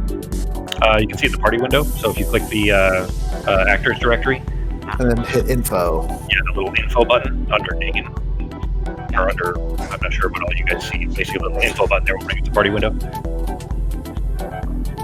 Azra is at 8 out of 38, Ross is at 45 out of 48, Ryloth at 27 out of 38, and so on. Alright, your turn, Becky. Right. So I don't like having this other guy kind of behind me, so I'm going over here behind him. Okay. So this kind of like wall is behind me. Okay. And then I'm just gonna beat the shit out of him with you. Alright. Natural 20? Yep, natural 20. Oh, shit. What does Hugh get something special with natural 20s, or is that Shatter Spike I'm thinking of? I think it's Hugh, I right? don't think it's. Hugh just gets full damage on on plants and stuff. Yeah. wood-based items. Well, with max crit, it's still 21 damage to him, so he is not looking great. Don't fucking kill him, guys! What are you doing alive? I got this. There we go. All right, cool. Alright, so I'm gonna hit him again, but if it, knocks him out, I just want to knock him out. I don't want to kill him. Are you using the flat then? Are you using the haft? Or are you trying to hit him with the blade? I'll hit him with the flat and That's so disappointing, huh? Well, not with that. So, but you spin around with him, kind of knocking your axe away over and over again as you keep kind of meleeing back and forth with him. You spin around and just cleave across his back, leading to just a wide swath, actually cutting through the strap that holds his armor on over his shoulder, and just cleaving into his neck, like the back of his neck. But second attack, he's able to spin around and deflect it out of the way. Any bonus actions? I don't think I have anything else I can do for a bonus action, so no. You did use your attack though, so you still well, you're using your shield in your offhand, so you can't use an offhand weapon. Never mind. Yeah. Well, Justin? Oh, nothing. I have 2 pretty cool reactions. Just haven't had a need to really use them yet. But now that I can see that fucker, yeah, didn't want to do it. I wanted to see how strong these guys were before I used shield. Sure. All right. He steps square into the space where your glowing orb is directly above his head, and is going to take a couple of shield. Oh my god, shield! Ahead of time. Yes! Well, okay, but is your AC at 19? Well, now it lasts for the whole turn, but is it before? So it's a. Oh, I thought this was a reaction. Yeah, it is a reaction, but he got a 24 to hit. Oh yeah, no. So I think I still have to do my reaction before they roll. Yeah. Wait. No, it's before I tell you whether it hits or not. That you Oh, can my bad. Then because, yeah, I mean, in let's say at the table, it's supposed to be I So, tell you like, they're going to attack you, and then you he say, gets, okay, well, he gets 2 attacks, right? yeah. And Yeah, it stays up until the whole beginning of your next turn anyway. Yeah, so I would have done it on the next one, so it doesn't matter. Well, I mean, you might as well do it at the first one because it would still apply for all of them. It's not like it only works for one attack, but that one still hits. Yep. Doing 9 damage to you. And his second swing. Well, that one. I mean, it would have not hit anyway. But your shield goes up in time, and the scimitar hits into it, and you see his wrist turn to the right and crunch a little bit, like they hit something and not straight, and you end up kind of bending the wrist back. It looks like it may have been slightly painful, but that did not hit. He's going to spin around you with the rest of his movement until he's behind you on the other side. You can still spin, of course, but that's Sure. where he's moving to. And that is it for his turn. The bandit in the yellow coat that had ducked that back down behind the thing is going to stand up and take a shot at the only one he can see, which is Westra. Did we forget to kill that guy again? Again, and he got a natural 1. So, only fair, because as Ben threw a knife and hit Westra, he is going to hit York, who is directly in front of him. So, 11 damage as he accidentally fires at his boss. He might end up killing York because he did. Oh, fuck! And he's going to take a second shot. Just trembling in fear that he just shot his own boss. 16, Becky, will not hit because you have your shield on. So that is it for his turn. He's going to duck back down behind again. It is Azra's turn. Step out a tiny bit. Okay. Corner. You see the big angry guy there, just wailing back and forth with just trading blows with Westra. He ducked back down. You can't see that guy. You can't see him. He's ducking. Yeah. He's got full cover. You can hit it like if you have something that would do AoE, or if you're going to throw something back there, maybe. But he's behind the wall. You just can't see him. Yeah. I guess I can probably go with Ice Knife again. Okay. Yeah, I'll Ice Knife on him.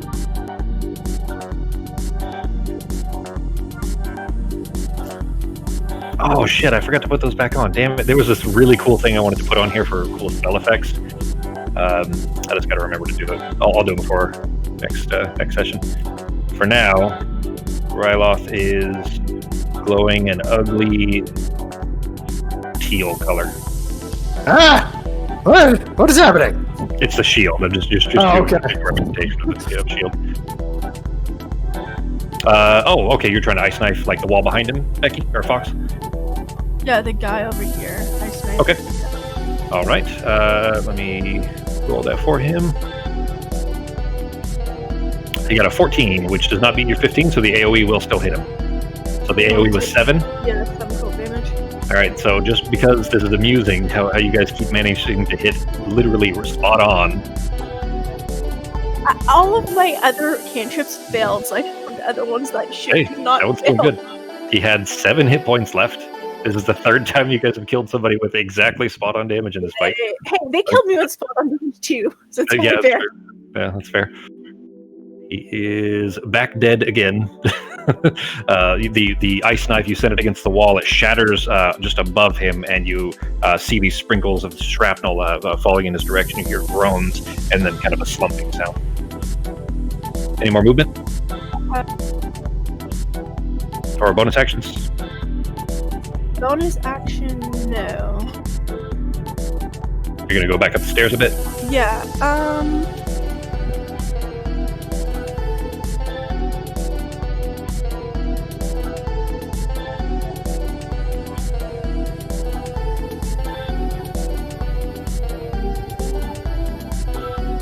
Fox? yeah, no, I'm good. Sorry. That's it. Okay. Are you moving? You still have enough movement to move. There you go. Yeah, okay. All right, I'm gonna it move is back your turn. there, sorry. I just wanted to see if I could use Power Surge, but it would be useless right now. What does it do? I remember that it grows up as you like counterspell stuff, right? Yeah, once per turn, when you deal damage to a creature or object with a wizard spell, you can spend 1 power surge to deal an extra 3 force damage. Oh, okay. So you could have done extra damage with your ice knife, but he's already down, so it wouldn't matter. Yeah, but he would be down, so it didn't matter. Gotcha. Okay. All right. It is your turn, G. G. Hopefully I don't hit my again this time, but use my last guy to see if I can hit Okay. We'll get behind it. Well, so for as far as sneak attack is concerned, there is a friendly to you that is in range of him, so you'll have advantage for that, or you have sneak attack rather for that, not advantage, but just a sneak attack. You're so good. Are you going to throw mastery or no? Yeah. All right, so it'll be a -5 to the attack. Remember, so throwing mastery is -5 to the attack, but if it hits, it's +10 to damage. And then sneak attack is, as long as you get sneak attack, is an extra 3d6 damage that you get once per turn. Okay, so with throwing mastery on, that definitely won't hit. You get a 2. So at least it's not a 1. So the math, if you look at if you click on the 4 there, it'll show you on your d20 you rolled a 2, which is not good, but it would have been 2 plus 4 because of your dex mod plus 3 for your proficiency -5 for a total of 2. Does not hit. You're gonna make your second throw. All right. A little better. You got 6 this time, but neither of them hit. That is now. You've thrown 4 knives, or did you throw all 6 knives now? No, that's the last. That was the last of them? Okay. So all of your knives in your arm brace are gone. You still have your long knives and your Drin knife, but those are a little bit too heavy for the kind of accurate throw that you're looking for. But none of them hit. So they clink across the ground. You've got 6 knives just kind of clattering across the floor here in this room. Okay, Fox. Bonus action or anything, G? No, but since they already see me, I'm just going to start walking over this way and grab a couple of my knives while I'm waiting. Okay. There are 2 within range that you can just grab. You can still, bonus action, you can dash, remember? Oh, yeah. Huh. Okay. Yeah. So I'll just go around and collect that. Well, I'll collect those 2 that are up there because the other 4 are going to be around that. I'm not going to get to melee range. So. Okay. I was going to say, yeah, you'd have to get close to it. 2 that up there. All right. Okay. The second one was here because it was where it landed. So you're going to grab that one too? Yeah. All right. You're going to stay there. You still have enough movement to move back or whatever if you wanted. If your bonus action to dash or cunning action. Okay.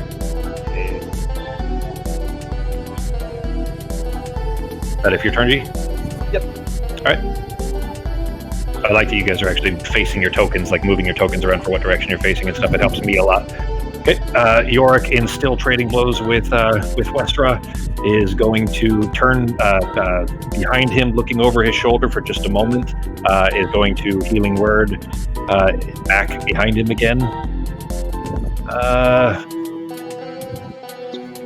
He shouts a curse word and then throws a healing word in. Is that 5, 10, 15? Yeah, you can make it.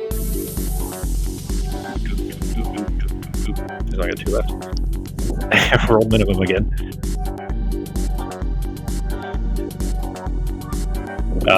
Ryloth, over your right shoulder, the man that had been chopped pretty badly, almost in half, starts to stir and push himself. He's face down on the ground, starts to stir and push himself up, grabbing his crossbow, beginning to stand up.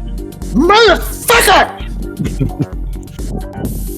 That is this one. Okay. No longer dead. Oh, I thought we killed that guy, the one that was cleaved in half. He had one death save left. So she hit him twice. So she knocked him unconscious and then hit him while he was. Alright, guys, we really gotta fucking kill these things. You know what though? Actually, hang on. Or knock him out. You know what? Well, here's the thing. I didn't roll a death save when his turn came around, so I'm gonna roll that real quick. Oh, okay. And if it's a 10, he succeeded. Oof. So he would have succeeded on 1 death save and then gotten healed for 5 hit points. So. Out of curiosity, what's that? Yeah, out of curiosity, does burning? I'm so tired today. Metro 20. Does magic missile count as 3 individual attacks? So, like, it would take a death save off of each of the other ones, or is it just all 1 attack? I think I would have to rule yes. It's basically like going over a corpse, going like. That's it. I mean, it would be 3 separate, hits. So, versus death saves, because somebody has to have asked that before. I would, by default, I would roll yes. Somebody's, of course, asked this before. So, would striking someone at 0 hit points with an entire magic missile will automatically kill them? If you take any damage or your 0 points, you suffer a death saving throw failure, and that's 3 separate instances of damage. And there is the specific rule is if you take damage from multiple sources, such as an arrow and a dragon's breath, you take separate saving throw for each. Jeremy Crawford specifically ruled on concentration save versus magic missile. Each require a force new save, so roll for each missile. So yes. Cool. Yep. That's a good question. I haven't had anybody ask that before, but yeah, it would definitely makes sense. That's how I would rule it too. Well, it's not all that often we need to fucking double tap fucking dudes. Well, only because this guy just happens to be a healer and keeps picking these people up. Which, by the way, you guys, the reputation that Ryloth had heard and had shared on the handbill that was given to Westra is that this gang is notoriously hard to kill, and now you may understand why, because York just picks them right back up again. York, though, swinging both times at Westra. Westra, you just keep knocking his scimitar away with your shield over both times. That is it for his turn. He's not going to try to get away. In fact, actually, yeah, that's it. That's going to be it. Ryloth's turn. All right. I am going to cast. I'm gonna cast Magic Missile at 3rd level because I'm actually out of 1st level spells somehow. And like being a caster. Yeah, so I'm going to do the. Let's see, if he just died, then I'm going to go ahead and cast 3 of them. Just double tap on this fucking guy right in front of me. Okay. Making sure he stays down this time. Yeah, so I'm going to just go ahead and fucking. Alright. You do mean the green cloaked one that's right next to you, right? The one that yeah, the guy literally, he's like, I'm just gonna fucking hit him 3 times with this. He just full on dead, like not coming back, kind of dead now. Oh, okay. We'll just pretend I casted 2 more then, because it doesn't matter. And then we cast the other 2 on this other asshole. So I'm gonna cast the other 2 on this other asshole that just popped up. Hang on. No. So each missile would be 1 application of damage. He's at 0 death saves currently. If you're trying to outright kill him, you'd have to hit him with all 3 missiles. Does that make sense? Yeah, but I'm casting at level 3, so I get 2 more. Oh, I got you. Okay, yeah. All right. And then the 2 extras you're throwing at the other guy? Yeah. Okay. Oops. 2. There's 2 that are surrounding you. Yeah, no, just the purple guy, the one that just came up, because he looks weaker, and I just want to fucking get these guys dead. His head's barely staying on, so... Yeah, so I'm going to go ahead and cast Magic Missile 2 more times at him. This one I'll actually roll. Yeah, the attack roll doesn't matter, so you might as well just hit it twice to roll the damage, or you can just roll a d4 plus 1 twice. Alright, well, he had 5 hit points left, so that one kills him. You still have 1 bolt left. Yeah, I'm just fucking double tap this guy again, too. Okay, alright. That puts him down, and then 1 failed death save from the extra bolt. Oh, this one's dead for sure! The one right next to me. And that guy might be dead, but maybe hit him 1 more time, and then there's 1 more guy behind me. Alright, platinum, guys! Alright. Start hurting it! Any movements, bonus actions? Like a cranky or crotchety old man yelling at these guys for not staying dead. Yeah, I'm just gonna do the same. I'm gonna cast, use my, actually, that's my reaction. So. Shield is off because it drops at the beginning of your turn, so shield's down. Yeah, but I'm gonna say that I'm not gonna do a bonus action because I don't want to give this guy the chance of attacking me, and I'm going to, I'm just gonna end it there, and still just staring at Ryloth duking it out. Okay. Or not Ryloth, York. Right. Yeah. And it is Westra's turn. Right, so realizing I still have 1 of Draws and Daggers on my side, I'm going to pull that shit out. And so it's a free action. What? It's a free action to interact with an object, right? Yeah. Okay, so I'm going to pull it out and just kind of like slide it across the floor where I saw it drop. Oh, the dagger in your side. Okay. Yes. You just been holding on to it for him between your ribs? Yep, forgot it was there. I'm going to slide that across the floor, and then as I go to stand up, I'm going to use the flat end of the axe and just kind of like try to get him under the chin. Okay. Lethal attack. That hits. 13 damage to him. He is.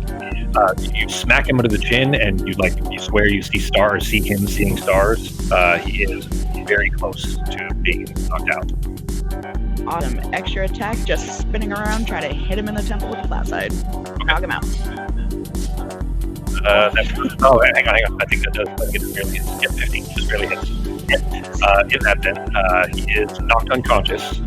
The flat of the blade smacks him in the side of the head, and he just goes like a cartwheel, kind of flying off to the side until he collapses into on the ground there, just in a pile, unconscious. Right. Put an effect on him here. I'm just gonna go. Oh, I guess. I'm gonna apply the damage to him anyway. I didn't apply the last one here, but here we go. Wait, did I apply that? Yeah, he's at 0. Okay, cool. All right, good. I'm not gonna put the skull on him because he's not dead. He's just unconscious. Assuming you're not gonna kill him at the moment.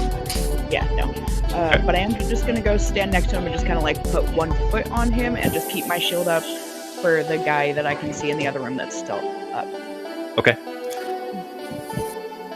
Just for simplicity's sake, I'm gonna move you to there. Yeah. And you're looking out towards the other guy. Yeah, but my foot is on Yorick, so if he starts to move, I can feel it. Sure. All right, then if your turn. Yep, that's it. All right. Then the other bandit is he shouts "boss" and is going to try to just run Ryloth through with his. Fuck you! As Ryloth gets stabbed in the back. Oh, Yeah! 15's that hit? No, I've got my shield. Oh wait, no. Well, you I'm don't gonna. kill it, but your AC is Oh, 16. it doesn't hit me. Yeah. All right, so second attack. There we go, natural 20. Now I'm gonna use my Damage. shield. It's a natural 20. Oh, that wouldn't matter. Yeah, never mind. I guess I'm not gonna do shit. But Farts. he rolled minimum damage, so minus the crit. I'm still hanging in there. I'm too old. Looking down though, you see the knife kind of jab through, just off, slightly off to the side, horizontally, stabs out through your back and through. Looking down, you see the blade sticking out, and then he yanks the blade free. He then is going to turn. You're going to get an opportunity attack. He's going to try to run. Yeah. Well, the only thing I have is a. I don't. For some reason, apparently my staff can't attack, so I can just hit him with my fists. You can just roll a d20. Okay. Pew. Oh wait. I'm sorry. I gotta do that and then hit. Click it and then click roll. Yeah. Yeah. Yeah. No, I'm not gonna do it. I was gonna swing my fists at him kind of wildly as he's running away, like ah! In that case, It's basically more of a like shaking my cane at him. kind of, yeah. Old man yells at clouds. Yeah. Shakes fist at clouds or whatever. All right. In that case, then the room is relatively quiet. There's a sound of running down footsteps, but apart from that, there is just the groans of Ryloth having been stabbed through. Oh, your shield's gone. I guess you're not timid anymore. Turn that one back on. There we go. There we go. Ah, we need to hold him down. In the din, and like with the battle having faded, give me a perception check on Azra. Okay.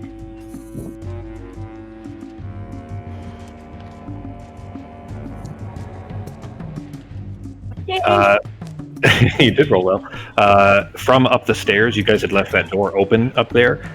There is noise upstairs. There's like a lot of kind of stomping, like not stomping, but people moving around that you're hearing the footsteps of. And it sounds like the beginnings of like an argument. Some loud, angry yelling, and a lot of kind of moving around upstairs. Doesn't sound like they're coming this way, but you do hear that coming from up the stairs. But you do, of course, see Westra stepping on the body of your guys' bounty target. I'm gonna alert them to the noise upstairs. Okay. Ah! What? Can we block the thing somehow? How big is the stairwell? Like going up? Like is it still tall ceiling area? Oh, you mean height-wise? Yeah. Yeah, it's basically the ceiling here is 10 feet up. It's a ways up. Are we kind of out of combat now, bro? Yeah. We gotta get him! We gotta get him out of here! Someone tie him up! We gotta get him out of here! I'm gonna Yeah, I'll go use up rope. and lock the door, I guess, to make sure nobody can come down. Okay. Give me a perception check.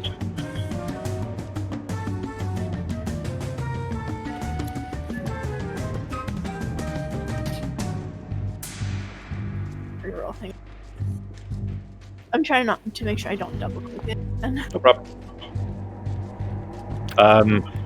You reach the top of the stairs, and here, just as you're reaching the top of the stairs, you hear glass break, like someone's breaking a bottle, and there's shouting of. It sounds like the patrons upstairs, like it sounds like shouting for more ale, and where are you hiding it? Just a bunch of people arguing, speaking all at the same time. And nobody appears to be, it doesn't sound like they're coming towards the door or anything like that. But as you peek out over it, one of the guys who had been slumped over the table when you guys had come in, his belly is like just almost moving on its own, but extremely distended. Eyes are so bloodshot that they look like just ragingly red, like a Norok's kind of eyes, maybe. And looks like they're kind of approaching the bar staff, and it looks like there's about to be a bar brawl or something upstairs, maybe. You close the door. After you close it, you realize there's no lock on it, but you do close the door just fine. And like I said, it doesn't seem like they're coming this way. They don't appear to have noticed you at all. Okay, that's fine. I'll go back down then. Okay. What are you guys doing? You got him tied up? Is he tied up? Yeah, so I'm gonna flip him over and tie him up. Okay. Give me a sleight of hand. Ah, crap. You've got rope on you, so... Can I help with that? Because I'm good with something. You have to be proficient. So actually, Fox is proficient with sleight of hand, so you can roll that one more time, Becky, because of the 8 action. So not so much, not a great help. You rolled okay, so with a 7, you're pretty confident. You tied him up great. Looks like he's not going anywhere. Yeah, it's fine. He's unconscious. But he's laying on his stomach with hands behind his back, and they're tied together and tied around the elbows, not around the hands. Okay, quick question. Yep. Did Westra notice the fact that the patrons were weird? Like the all of you noticed. Yep. Yeah, Drost especially, because Drost was at the door and he rolled the highest, if I remember right. And I can hear them freaking out about ale upstairs. Well, you didn't hear that. Only Azra did, because she went up to the top of the stairs and could hear it through that. But you are hearing stomping directly above you. Yeah, don't worry about that. I need to find out what he knows. I need to talk to him. All right, well, I'm gonna ask Azra what she heard from upstairs. Sounds like the patrons want more alcohol. Right, so I'm gonna go up to one of these casks and take Hugh and knock off the thing and see if there's anything weird about this ale. What are we doing here? What? Yeah, you can just start dragging him off. I'll be there in a minute. He's way too heavy for Ella to follow you. He's a big guy. Well, then you can wait a minute. Okay. You were just trying to get away from the ale? What are you trying to do, folks? No, I want to... Oh, sorry. For me, I'm just trying to look to see if there's any more people here or anything Doesn't appear to be. Yeah, you don't see any more movement or anything there. Okay. Yeah, not that you see. What is Dross doing, G? I'm going to catch up with him. Should I go this way? Who's with who? Oh, the last guy? The guy that ran? Oh, okay. No, they're still down there. Never mind. I thought everybody left. No. Okay. Yeah, everybody's still in this room. Yeah. It's because he can only see the certain areas. Yeah. Here, move it back. I moved one of the lights away on accident. There you go. Now you can see. Okay. And before I moved down there, when I was looking down that way, did I see that guy? Is he out of sight, or did he look like he's gone? He ran around the corner and down some stairs over there. But if you look back that way, it's all it's filled with barrels and refuse and stuff. It would take you some effort to follow after, especially after it's been a few seconds like this. But he doesn't, he's not visible. It doesn't look like he's trying to attack you or anything like that. Yeah, I was making sure that he wasn't coming back or anything. So I'm going to go with looting. Okay. Then go ahead and give me an investigation roll for that, and then Westra, you taking the back, the end of Hugh, you just used to clock Yorick's, the side of his jaw. You smack it against the tap on the keg and break the tap off. Ale begins to pour out of it. Give me a perception check. Oh boy.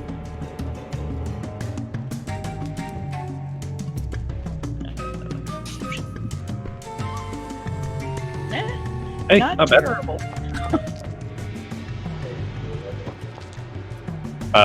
In his pockets, G, for rifling through those pockets there, you just find a few loose coins, 4 gold and 9 silver. Go ahead and add it to your sheet. The keg, though, you kind of smack it with the back end of Hugh, with the haft of Hugh, and the tap pops off and the ale begins to pour out along your boots. It has a very sulfurous smell to it. Smells terrible. Does not smell at all like something you would ever want to drink. But when you stand back up, it has kind of a dark red hue to it, by the way, almost like a wine, like a dark wine. But it's definitely an ale of some kind. It just looks like wine and smells. God, it's just making me thirsty. I know you're talking mad shit about it, but man, I could go for like a nice red ale right about now. Well, Ooh, from a Ren fair where you're gonna like drink it like in like a naughty way. It's fantastic. Well, it's funny when Westro, when you stand up though, after having knocked this cask off, there's a big branded label that's painted on the top of the cask, and it's called Red Claw. And there's a big painted red claw on it as well. Okay, I'm gonna empty out my water container and put some of that in there just so we can check it out later. Okay. You pour out your water into it, and as it's still bubbling on out of the tap that you've broken off, you're easily able to fill it up and cap it. Yeah, and then I'm gonna go over and pick. Well, I don't know. Am I short enough to pick up York? I mean, yeah, you can definitely pick him up and carry him. You'll just be moving at half speed, and you won't be able to attack or anything while you're doing that unless you throw him down. Yeah, that's fine. I'll pick him up. Okay. Then you throw your Bastion of Deeds on your back, throw Hugh in your middle loop, and pick up this very big guy and throw him over a shoulder, and kind of fireman's carry, trying to lug him around. What is Ryloth, Azra, and Ross doing? Wait, did she just pick up Yorick? Yeah, who? pick up Yorick. Oh. Yeah. All right, well, I guess we don't have to do this here if you want to carry him around. Well, I prefer not to do it with whatever is going on upstairs.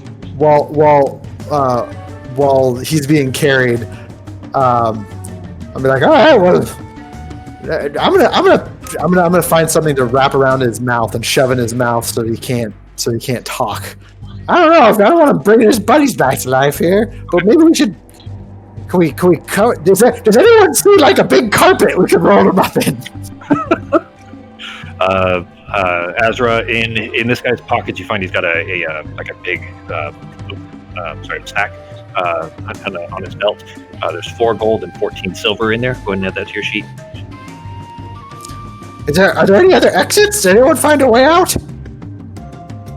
Well, we could always follow the guy who ran out of here. I'm sure he was headed for an exit. Dross, when you were over by there, it smelled really bad. It smells like it probably leads down into the sewers, maybe. But even getting through it, he may have known, a way to sneak through that. That rubble is really dense and really thick. It might take you a while to get through all of that. Okay. For what you saw, that was looking where the guy ran, right? You said? Yeah, exactly. Okay. Yeah, the only other way that you saw out of here, you potentially could. It just would likely take you a while, and may lead into labyrinth. Hey guys, I know this is bad. But can you guys make sure these other guys are dead? Because I might need to wake this guy up. Just make sure they're dead while you're over there. How do I? Oh, okay, never mind. The currency. We should probably just take him out of here. All right, let's go. I'm gonna start heading for the stairs and going up through the tavern again. Okay. I'm gonna go in front of. I'll go ahead and go in front of you and try to talk my way through if we run into random people. Okay. Yeah, I have an idea for that too. So. Cool. How much is it? What? Hey. Gold? It was 4 gold and 14 silver. Oh, 14 silver, okay. Yeah. Did you guys... Okay, what was going on upstairs? Hang on, let me put him back on there again, Becky. Oh. There you go. You're carrying him, so as long as you target just yourself, so be careful just to click yourself. It'll say Westra when you do. And then you move, it'll automatically move him with you because you're carrying him. There you go. It keeps kicking them off. I think you have both highlighted when you're clicking, maybe? No, it just said Westra. Okay, it's fine. Doesn't matter. We'll know that he's there with you anyways. I'm gonna pick up this little human ear that I'm wearing on a band across my neck, and I'll be like, I think we almost got it. Don't worry. Home stretch. Just gotta get out of this building probably and past the guards carrying almost dead body. Okay, well, maybe a little longer while he's kind of walking up these stairs. Okay. Nothing in the chest in the back room either. It's just this whole room. At least everything you've checked in here was not. It wasn't valuable. It's basically stuff for the bar. So it's, Come on, Ezra, we need you. Okay. We need you. We gotta get through this. all right. And it's probably still raining outside, which is also not good. Yeah, check the break ahead. Bodies. My beetle doesn't like the rain. Hang on. What was that, Becky? I said don't slip and break a hip. I'm trying, I know. I gotta stand pretty good though.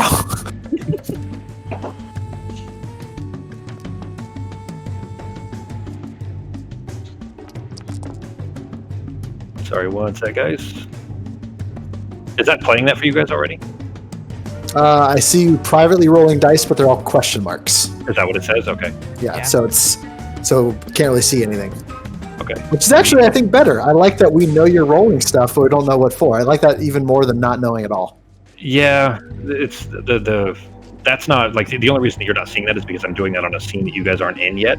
So as soon as you change scenes, it goes I back. think so. At least that's how the other one was working. At least it seems like it would. But as you guys come back up the stairs, though, that door is still open there. Inside the okay, so I can't tell if you guys would hear that or not, or if that's I can too hear loud. rain. Okay, that's okay. Cool. All right. In that case, let me turn these down a little bit. You guys would probably need to turn them down a little bit as well. And I'm going to go ahead and crack this door open and peek around to see what's behind the door to the bar. All right. Yeah, I'm gonna suggest we head through this other door. Well, I'm going to peek. I want to see what's happening. Sure. Well, through from the top of the stairs, you can see it because the door was still open. Oh, okay. Out there, you see well, at least a handful of guards that you can see, as well as a bunch of drunken patrons. And the patrons, at least more than one of them, are clearly like angry and looks like they're about to start a fight with the watch, like the armored captain and guards who are in the room there. Is the beetle still there? Has it been less than 10 minutes? Oh, I guess it might have. Is what still? Oh, the beetle. Zero lasts for 10 minutes, but that might have been 10 minutes-ish. Well, the fight was only like 2 minutes, so between that time you were there, the beetle might still be there, or at least just about to fade. But there's clearly like a melee about to happen up at the top with some guards that are like starting. It looks like they're getting ready to draw weapons, like they have their hands on the hilts. And then most of the patrons are like angry and looking like they're about to start a fight. Here's a question. In the room where I almost walked in on people trying to have sex, were there any windows or doors? Did I see anything like that? Let me see. Not that you remember. Okay. I had to check myself. I didn't remember. Hey, guys. There was another door on the other side of the storage room or the kitchen. So Oh. Well, I mean, that's fine. I didn't know that. Because it looks like there's just some guards and some drunk people got to fight. I'm going to close this door. I'm going to quietly close that door. Okay. You can click it and it'll close. Blink. There you go. Westra going towards that northern door there. You still with Yorick thrown over your left shoulder, kind of using your left hand to stabilize him so he doesn't fall. Turn the door knob with your right. This room is still pretty dark in here. You don't see anybody, but you can. It doesn't look like any angry bar patrons or anything there. In my offhand, I'm going to grab a bottle of booze. Okay. I'm just gonna look back at him and be like, I wouldn't recommend drinking that. There's something fishy about this bar. Okay. And I'm going to keep walking. I'm not drinking it. I'm just carrying it. Okay. What are Azra and Ross doing? follow Westra. Okay. You can move yourselves. Go ahead. Westra, coming around the corner there, you see the old lady who had been cleaning previously is sitting down in the corner, and she's got her hands up like over her ears, like she's just not trying to cover for noise, but just like she's kind of making herself small in the corner beside the oven. Right. So I'm just gonna kind of glance over You're at her. shaking and kind of pull away as she sees you. Does the door lead out of here? We just want to get out. And I'm pointing to the one to the north at me. When you say that, her eyes go wide, and she shakes her head no, like very, very rapidly shaking her head no. Any way out of here besides the front door? She shakes her head and then she whispers, mouths the word, doesn't say it out loud, mouths the word no. What's through this door? Who are you talking to? Her? Her, yeah. She takes her hand off, her right hand off of her ears, and draws her fingers across her neck. I'm gonna go ahead and go through this other door in the meantime. Okay. And I'm just going to pretend like I'm still kind of just a patron, just kind of slowly walking through, and I'll close it behind me. And then I'm going to walk up to this table, and then I would like to use message to I don't have the name sheet up. Doop-a-doop. To Azra. Okay. And I'm just going to message Azra what I see out in the bar. And I'll be like, I'm just going to I'll be out at the bar. And I will tell you guys what's happening. And I'll be a little eye out for everyone. Okay. And what you're seeing is exactly what I was describing. Okay. You see behind you over in the corner, the one barmaid, there's a couple of patrons, and what looks like the bard back there, who do not appear to be like enraged. Whereas the main group are slowly circling around the guards. There's clearly like a guard captain and a few guards in here. And they're starting to like circle around them with broken bottles and like broken Sorry. I just had the worst joke. Just the worst. Like Ryloth. Okay, so Ryloth just screams, "The black guy's got a gun." I know in this climate it would be a real bad joke. But... Definitely a bad joke. So Ryloth just shuts up and just watches. And relaying this message or this information to Azra. Oh, and you can respond back to this message. Oh, do the windows look like they open at all, like outward? From this distance, I would say it would be real hard to tell. Go ahead and give me a perception check with disadvantage. Perception check with disadvantage. Oh, not what I wanted. Well, play the information he gave me to Westra. What? Oh, okay. You're saying this out to Drost and Westra then? Yes. Okay. So, go ahead. Raylith is telling me, I'm telling them, and I'm telling them that I told them. Okay. What? Right, what is Drost doing? Azra is telling Drost and Westra what you said. Got it. About what's happening. Telling that I'm telling them. So Okay. I replied to your message. You can reply to this message. That's a critical role joke. Yeah. Fox will get it. All right, what is Drost doing, G? According to what Azra said, the tension is rapidly mounting out there. Sounds like it's about to break out to a fight out there. And Westra's stopped and talking, around the corner, you presume, to the lady you had seen earlier. What are you doing? I'm gonna go open this door stealthily. Okay, give me a stealth check. Put it open just to be able to see in. Okay. What is Drost doing, G? I want to, if I can, just kind of quietly open that door just a tad and look out, if I can, without being noticed, like as sneakily as possible. See what's going on out in the dining area, or the main hall area out there. Give me a stealth check there, too. Okay. I'm gonna set York just kind of. Is that a table next to me? It's covered in stuff, but yeah, you can. No, I'm gonna roll him underneath it. Okay. If that works. This is going to reroll his hit points, but we're going to ignore it. Oh, good, it didn't. Okay, I thought it would reroll it. All right, we'll just say that he's unconscious and laying under that. There we go. I'm gonna kind of point out to Westra, like, quietly. The floor is that all. there's Yeah. here. Or is what? Sorry. All right, so peeking through that door, Azra, you don't see anything. It looks like an empty office. It looks like it's, probably whoever runs the place, it's probably their office, but you don't see anything in there. Okay, just like from the thing, I could actually see someone's hand from like the corner.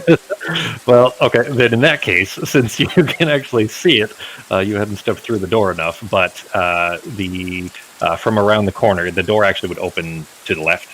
So Okay, never mind. Okay, I get it, because it opened to the right on my thing. Yeah. He's doing the classic hide behind the door stance. That's exactly what it is. There's a guy hiding That behind old trope.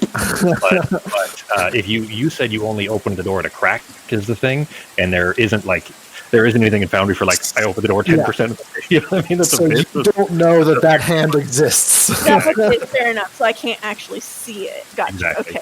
Because you said you were only opening the door a crack, so I didn't I could have made him hidden, but he's been there actually since you guys had gone in that room, last week when you came into this area. We didn't go in this room at all.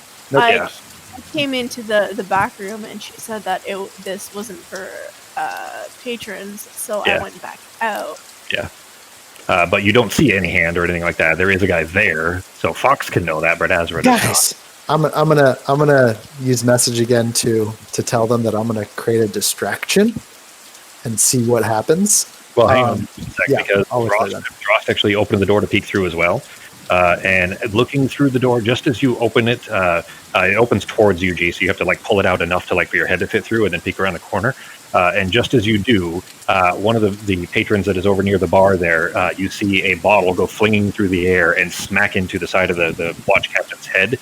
Just a shower of this red ale as the fight begins to break out among there's a fight out here, guys. Why don't you just bring them out here while the fight's going on? We'll just get out this back window or something. What are you doing, G?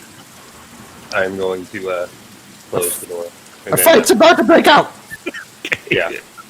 And then just say, yeah, he's right. There's some action going on in the main room over there, so we might be able to sneak through if it gets crazy enough. I'm not sure. And I'm going to pick up a pitcher and just toss it at the guard area. Okay. There isn't a pitcher behind you, but there are mugs of half-full ale. I'll just pick up a thing of a mug of half-full ale and toss it over these guys and try to get it all the way by the front door area. This is a fuck the police moment. You're throwing it at the guard instead of the... Fuck the police! Just running.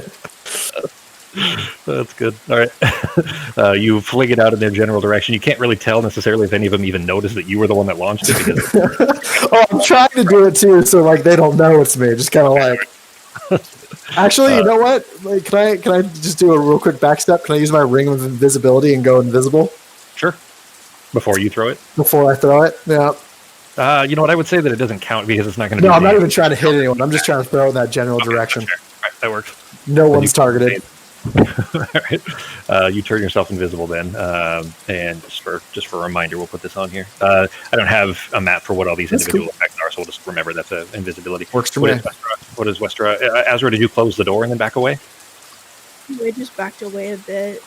Leaving the door slightly open? Slightly ajar, yeah. Okay. What is Westra doing? Well, since the door is open... It's also that classic movie trope where someone opens it, glances, and just closes it again. Well, she didn't close it. She just left it ajar at least. Oh, I was going to talk to the lady some more, but since she left it open, I'm not saying anything. I'm just going to pull York back out and be like, all right, so I guess we're just going to try to get the hell out of here. And I don't know what's going on here, but as soon as it gets rowdy and if they start fighting, then I'm going to message them. That's when I'm going to message them. So all right, it's almost, I'll tell you exactly when they start fighting, and then we can try to sneak out the back here. Well, so as you're saying that, and that's when the ale had smacked the guard in the side of the head, the guard captain. And I threw my glass. Yeah, you throw your glass over. The guard captain does yank his short sword free and immediately just using the pommel, not the blade, smacks the guy that threw it in the side of the temple, basically with it. This is clearly one of the guys with a really big distended belly and just raging eyes. Smacks him in the temple, and he just kind of collapses in place. And the other guards do the same thing. They all kind of yank weapons free and immediately start trying to. Not drawing blood as much as trying to kind of corral this and put them down. And as soon as this happens, there are shouts and screams from the ones that are not enraged, and those patrons are immediately fleeing for the door. The guards. I'm casting giant beetle at the front door, so no one can get past. No one can get out. You can't actually. Oh, okay. Because you used 8. Oh, that's right. That's too much. Yeah. So you have 2 charges left on it until tomorrow. But the enraged patrons just flee for the door. The ones that are in the back are still kind of cowering under tables. But basically they're just kind of running as they can, except the ones that are still red eyes. And you notice that the ones that are still here, the ones that are trying to start a fight, are the ones with the kind of blown out bellies and bright red eyes. So I'm just going to tell everyone to, come on, guys! They're fighting now. Let's go ahead and just walk quickly and calmly back towards the back. We'll see if we can get out the window. Alright. Okay. And I'm going to... And remember, I'm still invisible, too, so... Sure. So I'll watch them and I realize that music is really quiet. Let me turn this up a bit. All right, so then you guys coming out? Yeah. In the matter of a couple of seconds here, the guards have put down the last of the ones that were trying to fight. Not lethally necessarily. They're very well could be lasting damage, but we're trying to kind of knock them out, leaving the watch captain and a few guards there. You are carrying Yorick out still?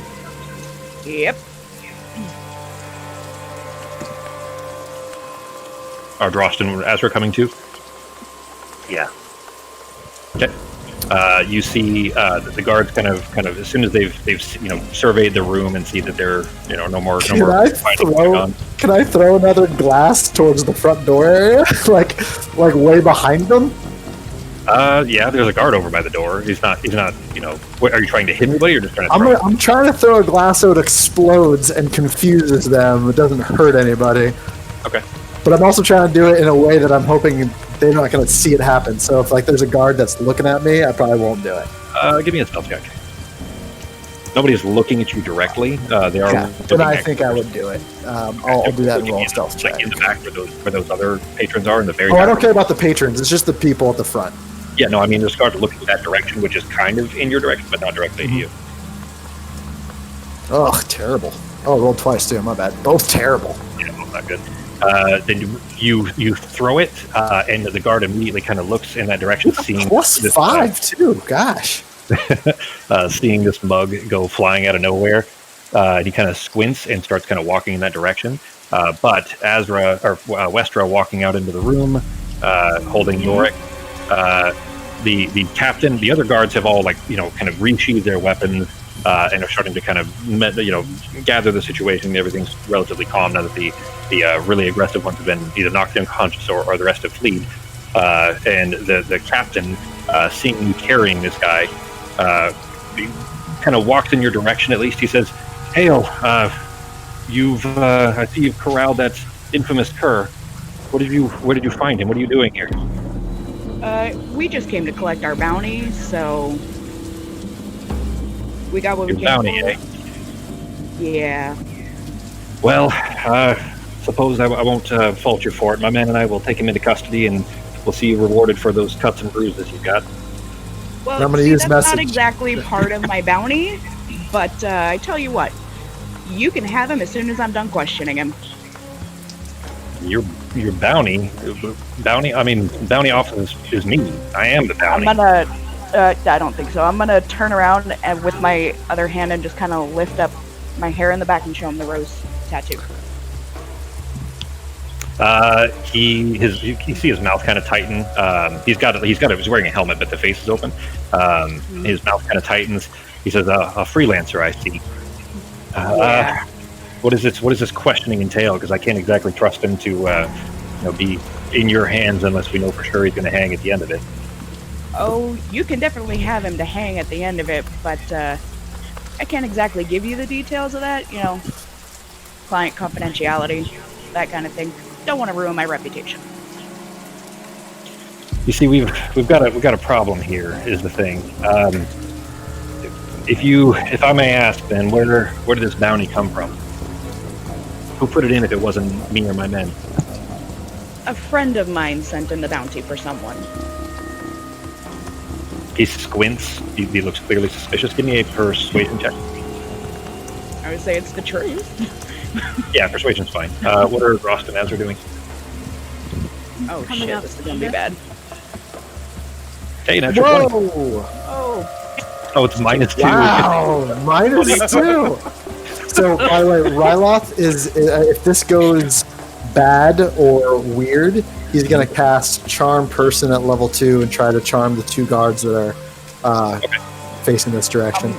I'm also gonna look at that. If it looks like it's going to go bad. Okay. You know what? I'm also gonna look at him and be like, "You obviously know where I work, So you can come and find me if this asshole disappears. Oh, I don't doubt you at your word. I mean, at least from every interaction my men have ever had, it's always been honorable. My concern is that he might just break free. These are real slippery. His gang are known for escaping the nukes more time than once. Yeah, you don't have to worry about that. He ain't going anywhere. He kind of stands up straight and crosses his arms over his chest.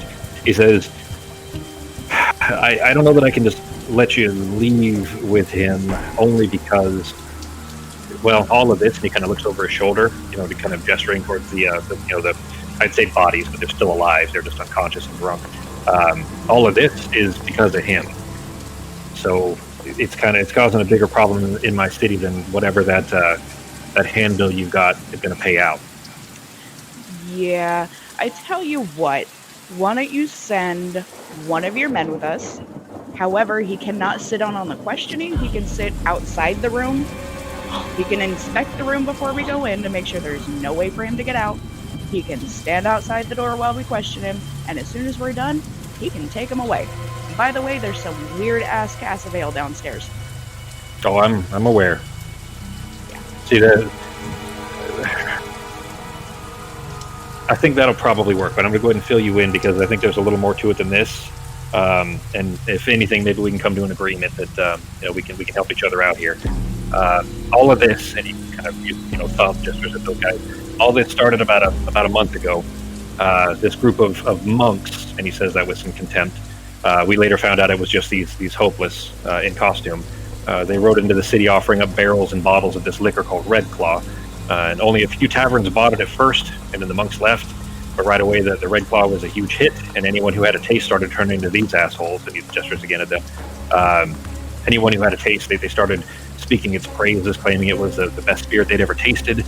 But then these monks came back a few days later, bringing more, and soon everyone was drinking the stuff. But the more they drank, the more of it they wanted.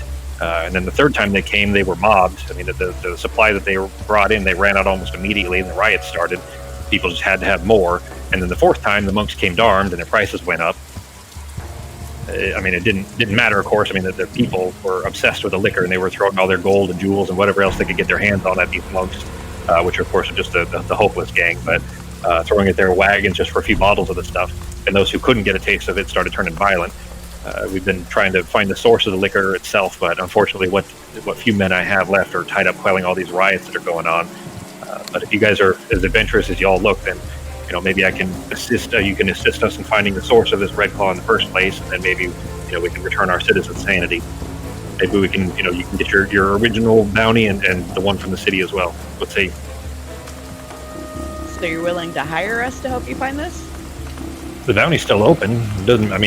Get 2 stones for the price of 1, right? If your friend, and he says that with a little contempt as well, is paying out the bounty as well, and if he doesn't need the body necessarily, we don't really care about the body so long as it's the dead one. Well, after I'm done questioning him, I can kill him for you if you want, or I can hand him over to you alive. That's up to you. Well, the question is that he knows where it's coming from, so we need him alive at least long enough to tell us where it's coming from so we can stop the source. And then I'd like to see the end of a rope. I'm just going to message her and be like, tell him we'll question about all that too. And you'll get that information, and then you'll still hand over a perfectly live body. Over. Pineapple. This isn't the pineapple thing. Sounds like a deal. What are Drost and Atlas doing? Listening in on the conversation. Waiting to leave. Okay. What's Drost doing? I'm going to check to see if the window opens. Okay. There's a very small latch at the bottom of the window that you didn't notice at first. I see Ben is reloading, and he's still muted, so I'm not sure if he's having trouble or what. Is it big enough of a window that I think we could get out of it if we needed to? It would be difficult because it's up pretty high. It's up like 5 feet, so you could climb over it, but for a man your age, it would be difficult. Sure. Well, if this works out, we can just walk out the front door. Yep. I'm just checking. I'm invisible. I can walk around the room a little bit, do a little Do a little. Well, the guard that was over there that saw the Well, I'm not gonna go right up to the guard. I'm just looking to see the lock. I'm not fucking with it too much, especially not 5 feet up. but he's like right next to you, like investigating this table that mysteriously threw. Fine, but I'm right here. It's fine. I'm just kidding, anyways. But you do see a latch. You do see that you could open it if you needed to. That margin. The captain, though, the watch captain, he spits in a gauntleted hand and then reaches out to you still have your right hand free, but reaches out to shake your hand. I will do the same. Shake his hand. Okay. He says, "I'm Callias. I'm the leader of the watch here." I'm So- Lestra. I've heard the name. Your reputation precedes you. So, I guess what is our next step? Are you ready to tie him up, wake him up, see if we can get some information out of it before we head out? Well, I was planning on taking him back to Rose and Thorn, so...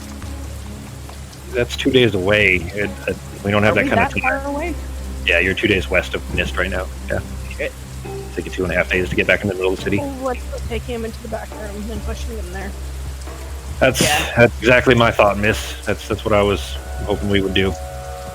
That's perfectly fine, but like I said, we have to question him without anyone else in the room because of client confidentiality. Make a But persuasion check. By the way, I'm not even sure I ever said that. I just needed him alive. I don't think I actually care too much about what other people know. Well, Lester cares, right? Yeah. It's a Hippocratic oath. The Hippocratic Oath of bounty hunters. Yes, Bounty hunters are known for their honor. I'll be right back.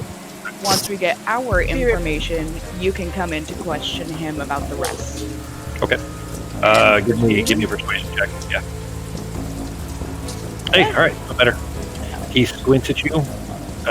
He says, "All right, but I'm going to be standing right outside that door, and if anything looks suspicious, if I hear, sounds of some magic-y things going off, and you're trying to escape with this guy, I mean, for all I know, he's, you work for him, and you're trying to get him out of here. So I'm going to trust you on this. But if things start looking suspicious, my men and I are going to come in swinging." That's fine. I can't guarantee I won't punch him to get my answers, but it is what it is. Now, if we find out where it's coming from, I'm not worried about it. You punch him all you need. All right, sounds like a plan. While he's talking, I'm gonna go into the Into what room? Okay, well, as soon as you open that door, you hear a woman scream and runs past you and running towards the door. Okay. As soon as you look in, there's a man in there, a young guy, who similarly kind of looks at you sheepishly, wide-eyed, and then is going to try to walk past you and try to make his way out the door. Okay. Into the room. Okay. Room otherwise looks empty. There's a table there. What you see in the room is basically it. There's no window or anything. All right, I'm gonna look what at am I the doing? captain. What's that, Becky? I'm gonna look at the captain and be like, "Do you want to send one of your men in to check out the room before we go in? See for yourself. There's no way out." I've been in there before. I know there's no way out. That's why I said, didn't say window open necessarily, but, if you try to sneak him out with magic of some sort, I'll be listening. Oh, that sounds fine. I don't have any magic, so. To set this up, I'm gonna put snare and glyph of warding. Okay. Glyph of Warding takes 10 minutes, I think, to cast, doesn't it? I could be wrong. Gross. And Alright. I will 1 hour to cast shit. Yeah, it's a long time. I will follow them into this room. Okay. This is where everyone went? This back room? Yeah. Yep.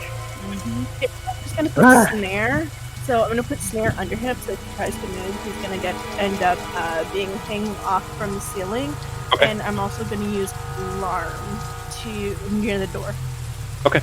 Are they both one action for casting time? What's the cast time look like? One for each. Okay. All right. Then you set both of those up. Go ahead and mark off. Make sure those spell slots are used. You guys are burning through spell slots way more than you ever do. maybe it's just that you guys are always trying to prepare because you know that I'm going to throw a bunch of mean shit at you in Ember. So you guys always are really careful with using your spell slots. But in this game, you're just like, fuck it, I'll just throw spells and everything. You just constantly go through this. What is your opportunity? I'm going to go in the room and watch the door, make sure nobody that's not supposed to come through. And I'm going to pull his unconscious body where his neck is right on the edge of the table, and I'm going to kind of pull his head down towards the floor, so his head's kind of like hovering there. And I'm going to ask, would any of you like to just hold your knife against this guy's throat real quick? Oh, I was gonna stick him up against this back wall in one of these chairs. So that way we're as far away from the door as possible so they can't overhear us as well. I don't. It doesn't matter too much. I'm no longer invisible too. I'm visible. Okay. All right. So who's holding this? I'm gonna hold him down here. Who wants to hold a blade to his throat? Well, maybe you shouldn't be doing the holding down, and maybe we should go to Right. You guys hold him down. Someone hold the blade. And I was going to ask him some questions. Keep in mind. I'm gonna ask Azra if she'll tie him down extra tight. Okay. I'll tie him down. I put snare underneath him. There's an alarm by the door, and I'm gonna use detect thoughts to be able to, so that way when you question them, I can tell you if he's lying or not. Perfect. Click on Detect Thoughts for me, Fox. You don't have to actually use the spell slot, but click on it so that it's in the chat.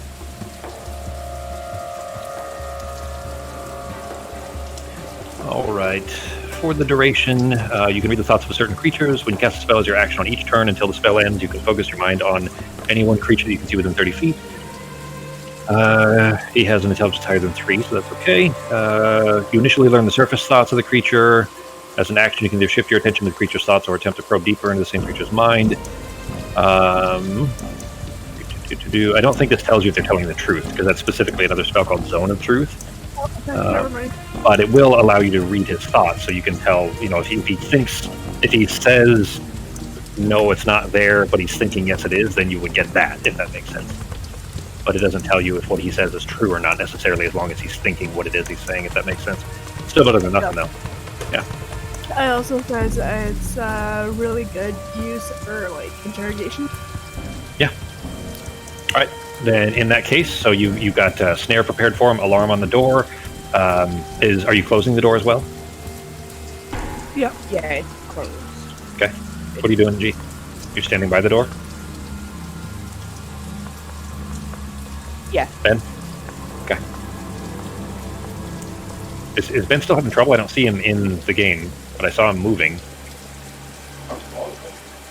What? This is really good yell. Yeah, I'm still in the game. Okay.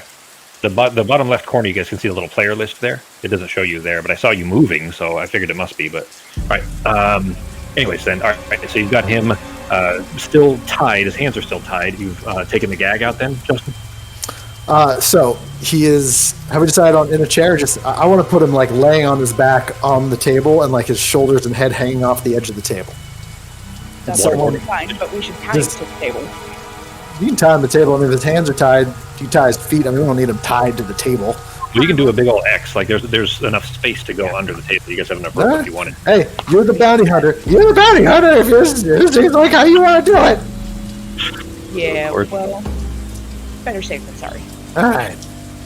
And Feels bad. I go to time up and get a 6. It's a natural And, 1, Fox. So you see what's how it's red? Anytime it's red like that, it means it's a natural 1. If it's green, it's a natural 20. Or, well, red means minimum, the minimum you could roll. Green means maximum you could roll. So it also applies to damage. But natural 1 on the tying up. So you're pretty confident you've tied him up real tight. hey, Drost, you want to hold a blade to his neck in case he tries anything funny? Okay, thanks, Drost. Right? Yeah, I haven't, even when he said something a minute ago, I only heard it from Becky's side. Is he yelling it from the balcony? Yeah, say something, G. Yo, can you? No Okay. idea. All right, We'll just so people assume he's talk to doing you. that. All right, and I'm gonna Back to his throat. use shape water. Yeah, no problem. I'm gonna use shape water and kind of hold him by the scruff of his jacket or armor, and I'm gonna use shape water to pull water out of either one of the containers in the room or out of a beer, and I'm gonna use it to kind of splash his face and kind of tap him on the face with my knuckles to get him to wake up. Yeah. Come on, I come on, you literally- son of a bitch, wake up! I just said waterboarding position a minute ago, and then you're like, I'm pull out water. I'm not. Didn't say I was done yet. Okay. He immediately is chuttering. He's sputtering and choking, and kind of shaking his head back and forth, trying to get the water away from his face. Remember me? Remember me, huh? You little son of a bitch, the guy you picked on? Alone, traveling from a funeral, huh? What do you want? All right. When you robbed me, clearly you knew what was in that journal. You either need to tell me what you fucking got out of that, or you need to tell me where you wrote it down. You know what you wanted. You know you did. Rylan's gonna end up accidentally killing him. He's trying to spit out the water, looking around, and kind of squints his eyes, trying to get the water out of his eyes. Looks up at you. He can't move his hands, obviously, to get the water out of his eyes. Tries to look in your direction. Oh, you that old man that we robbed? Ah, what about it? What do you clearly know what I have, and you took that journal and you fucked it up, and I need to know what was written in that journal. I don't have it. What do you just let me go? You fucking piece! And then I'm going to go ahead and use shape water. I'm gonna kind of pull his head down a little bit. I'm gonna use shape water, just kind of let it like pour into his mouth, and like yeah, it's a cantrip. Okay, all right. I'm gonna use that to kind of pour into his mouth, and like just over and over and over. It's just not gonna stop. I'm just continuously fucking pouring water into his mouth like that. That's D&D for you. Fucking water bottle, man. Maybe we shouldn't kill him. I thought you. He's not gonna die. I can. Okay. What were his thoughts when he said he didn't know? Was that Fox? I was using detect thoughts on him, so what was his thoughts when he said, I don't know? Confusion, and he, for sure... okay, what you read here, I gotta figure out how to send individual messages to one person. I haven't... Sending an individual message to the DM too would be great to know how. Yeah, how do I do that? I could try... Here. Anybody else get that, or just Fox? I got nothing anywhere. Did you get that, Fox? It looks like it did on my side. Huh? It just says test. Yep. Okay. All right, then it's the same as Fantasy Grounds. It's /W for whisper, and then space and then a name. Fox, try sending something to me. Do /W space DM. Maybe GM, actually. It might be GM. Space and then message.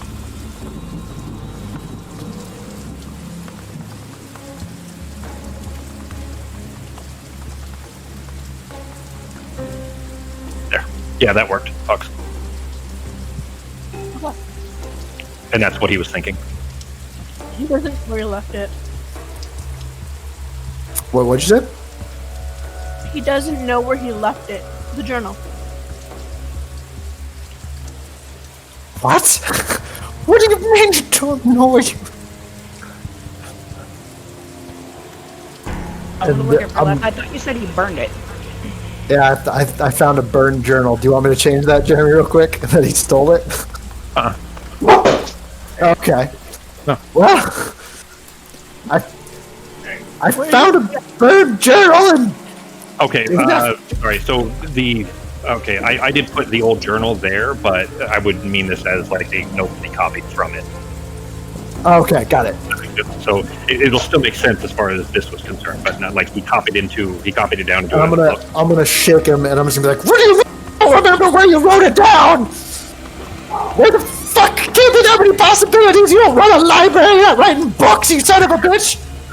Give me an intimidation check from Rayla. Do I get any help from the person holding the knife at their throat? I would say, yeah, the situation with Ross having a knife at his throat would give you advantage. Because I'm going to tell you right now, I don't have great intimidation. I'm gonna flatten my ears to my Fed is yelling and tell him to calm down. Oops. And then Yep. I'm gonna ask the guy where the hideout is. All right, well, the first two you rolled were a 10 and a 21, Justin. You rolled it 4 times. So we'll just take with advantage would have been 10 and 21. So with advantage is 21 with a natural 20. He looked because of the constant just barrage of water and having you guys have he is not sure how long it's been, and he may have killed his men downstairs and he hasn't gotten to them in time to bring them back up. so they might actually be dead.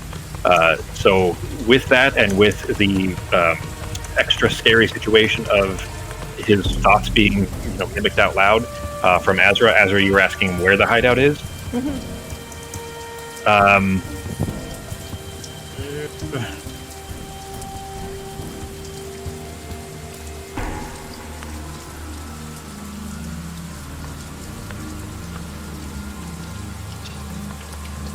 He just repeats that over and over again, except without the typo I made. But he kind of, eyes as clear as he can, trying to kind of blink the water out of it, looks over at Ryloth. What do you want to know? Just let me go. My men, I need to get to them. Well, you kind of should have thought of that before you started life of crime, you asshole. Not really my problem. So wait, he's still not telling me where No, he left he seems compliant at least enough to potentially tell you. Okay, you asked him where he left it? Yeah. I think I left it at our hideout. I think it's still there. Okay. Now. I've passed too long, and I think I left it there. And your hideout is? If you don't play your cards right, you're not leaving this fucking room. I whispered something to Westro. Okay. I can't see whispers that are sent elsewhere, so Becky, make sure you thought. You see his eyes kind of glance around the room, and he looks up at Drost, who has the knife at his throat. What was the question, Justin? DM question. It says, "Is there a mountain around here?" Now. Yeah, I would for know. sure know. Yeah, of course. This is. I mean, you guys are 2 days west of Mist, but you guys know this whole region. This is an area that you come to regularly for bounty hunts. Knotside is kind of a criminal underbelly anyway. I'm kind of new. I wouldn't really know. You would know that there is a mountain range around here, but not a famous mountain necessarily. But there is a range of mountains north of here called the Bellows. There.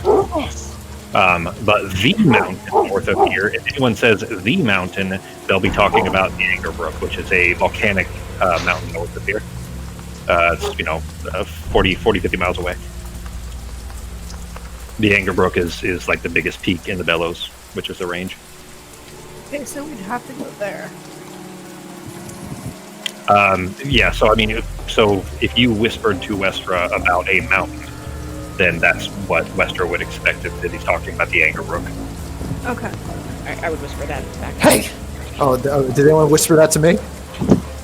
No. You're on the other side of the table, and it's a pretty good sized Okay. table, and he's like thrashing around a bit too. So. Hey, motherfucker! I'm talking to you! I'm just gonna go ahead and keep just dropping water down. Like, you tell me where your hideout is! Okay, it's been a little bit of time. The ropes are for sure loose. The ropes are getting way loose. He shouts. Do I notice them getting loose? Yeah, you noticed him getting loose, but he's not. It doesn't look like he's wiggling trying to get the water out of his face because he keeps getting splashed with water. It doesn't look like he's not trying to hit anybody or anything like that. But he is like wiggling himself loose because Ezra got a natural 1 on tying the ropes, and the ropes are just kind of loose, and he's wiggled himself free a little bit. I'm actually gonna jump back and open the door and grab the guard guy and have him come in here to hold him down. I don't want to feel solely responsible for. Okay. Everything's getting loose. Callias comes through the door, pushes past you like We know where his hideout is. and leaps up onto climbing up onto the table, so that he's like up on the table on his knees and puts a knee down on like the middle, like his midsection, like knock the wind out of him into his stomach, not on his neck. Fucking Yeah. Okay, That's a good takedown. I believe the snare have activated. He has to move. He had to move out of the square, right? Yeah. He didn't leave the square. He's still there. He's still laying down. He's not even moved out of that. He's just moving rope free. Gotcha. But he's not moving too far because the knife is at his throat from Drost. I'm gonna walk away a little bit, and I'm gonna cast message to this captain, the guard captain, Wyatt. Yeah. to Wyatt. I'm gonna cast message and be like, "Need you to play along so we can figure out where they're getting all this tainted beer from. All right?" And I'm just gonna go over here to the kind of corner, and I'm gonna whisper that into my palm, and then I'm gonna come back to the table and keep intimidating him. But I'm gonna ask now, if his hideout is where's your hideout and where are they making the beer. If you think, wait, I'm sorry, I'm out of voice. If you think that this guy's gonna save you, he's just here working with us, and he's not gonna give a shit if you die today. So you tell us where your fucking hideout is, and tell us if that's where we can stop all this tainted beer. You see, Callias has a wide grin. He says, "Oh, he knows me. We've had plenty of dealings." And the eyes, Yorick's eyes, are kind of wide, staring up at him and kind of looking back at Frost with the knife at his throat, back up at Callias. He says, Yorick says, I'll help you. Just will you please? You can go with me. Just please let me go down and see if I can help my men still, and then I'll go with you. I'll give you anything you guys demand. Okay? Just don't let them die for no reason. Just let me help them." I'm just gonna look at him and be like, I'm pretty sure most of the men down there are already dead. One of them did get away, though. You see a very angry and sad look across his eyes. He says, "Just let me try. I'll go with you. You can tie me up. You can gag me. You can throw me over the horse, and I'll take you the whole way. I don't need you. Colonel. I'll show you where the ale's coming from. We don't make it. We get there, and then these little things, these little creatures give it to us, and we bring it into town, and they pay us, and that's it. But I'll take you there. I'll show you everything you ask for." What little creatures? I don't know.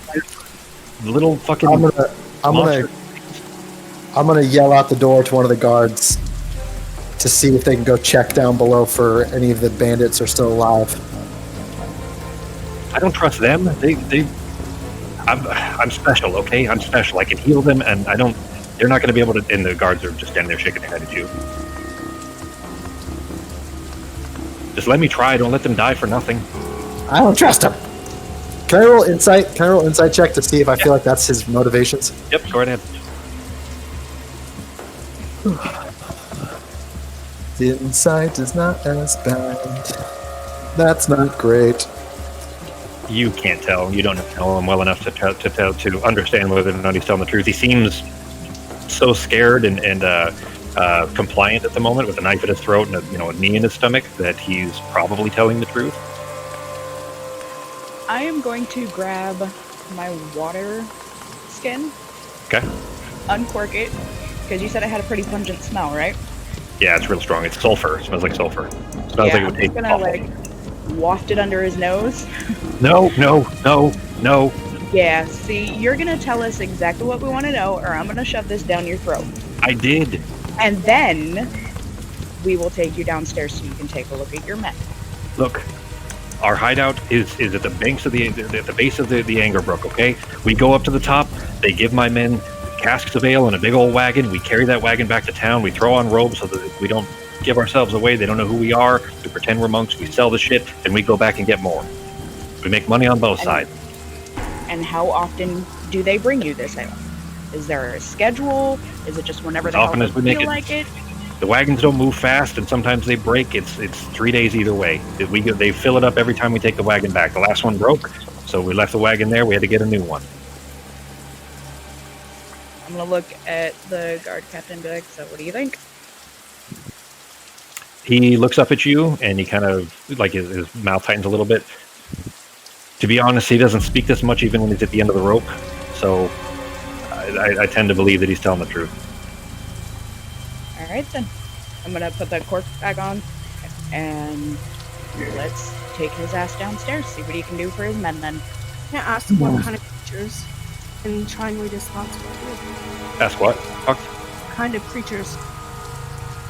They're real small, like, half folk. They're about that size, but they're not people. I don't know. They keep their hoods up. We usually only see one or two of them. They talk in real hushed tones. I think they're lizards, maybe, of some kind. I don't know. I'm not a worldly man. I spend most of my time stealing from others, as you probably gathered. Well,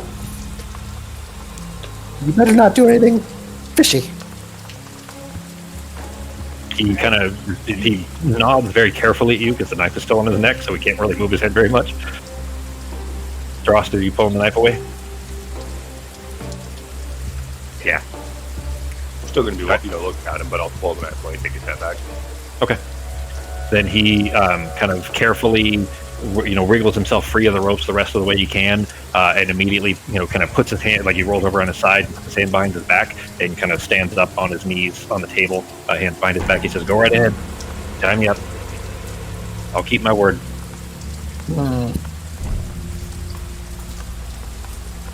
Says, if you need to, you can gag me too. I don't care. I need to speak a few words when we get down there to them, see if I can save their lives, and then I imagine Callias here will want to take them away anyways. But at least maybe they'll have a few days to say bye to their family before they hang. Fine. Come on. Okay. All right. You guys lead him downstairs. Yep. Yeah, I'll actually. Oh, I can't see in the dark. I'm gonna grab something from the. Oops. I forgot to put the. Well, Dross didn't really take much damage, so never mind. I don't think Dross got hit because Dross had dancing lights back up again for concentration, but he didn't get hit, so it didn't matter. I'm gonna see if I can grab anything from here that I could use as a light. Any lanterns on tables or anything like that?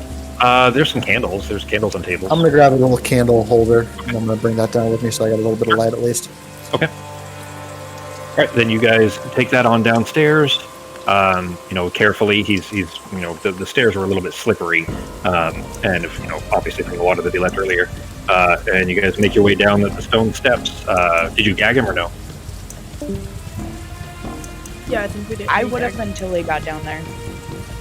Okay. All right. Well, you get back down to the basement. Then I'll go ahead and reactivate that scene to put us back down here. There we go. And Ben is still moving over. Oh, that's Becky. Oh yeah, that's right. Ben isn't in there. There we go. Now Ben's back. Now I see Ben back in the game. All right. But you lead him on down then. As soon as he's down there, he does he's still gagged and hands behind his back, and he's kind of leaning forward like a Trump walk almost, looking around, peeks around up around the corner here, and looking at you see him looking at the body that's slumped against the wall, who had gotten a rain of ice spikes down on him, and he looks back over at you guys and kind of gesturing over at that and kind of as his mouth is gagged. Did the guard not come with us? Yeah, Callias did. I just didn't put him on the map. Oh, okay. He'll just say that he's at the base of the stairs there with you. Damn right. I'll take the gag out. But I'm also standing next to him with you, and if you say anything funny, I will hurt you. Yeah, and I'm gonna stay a few feet away with my frostbite. Okay. Yeah. All right. Then he steps back up the stairs again. I think healing word is just verbal, isn't it? I think so. That I do not know. It is just verbal. Yeah.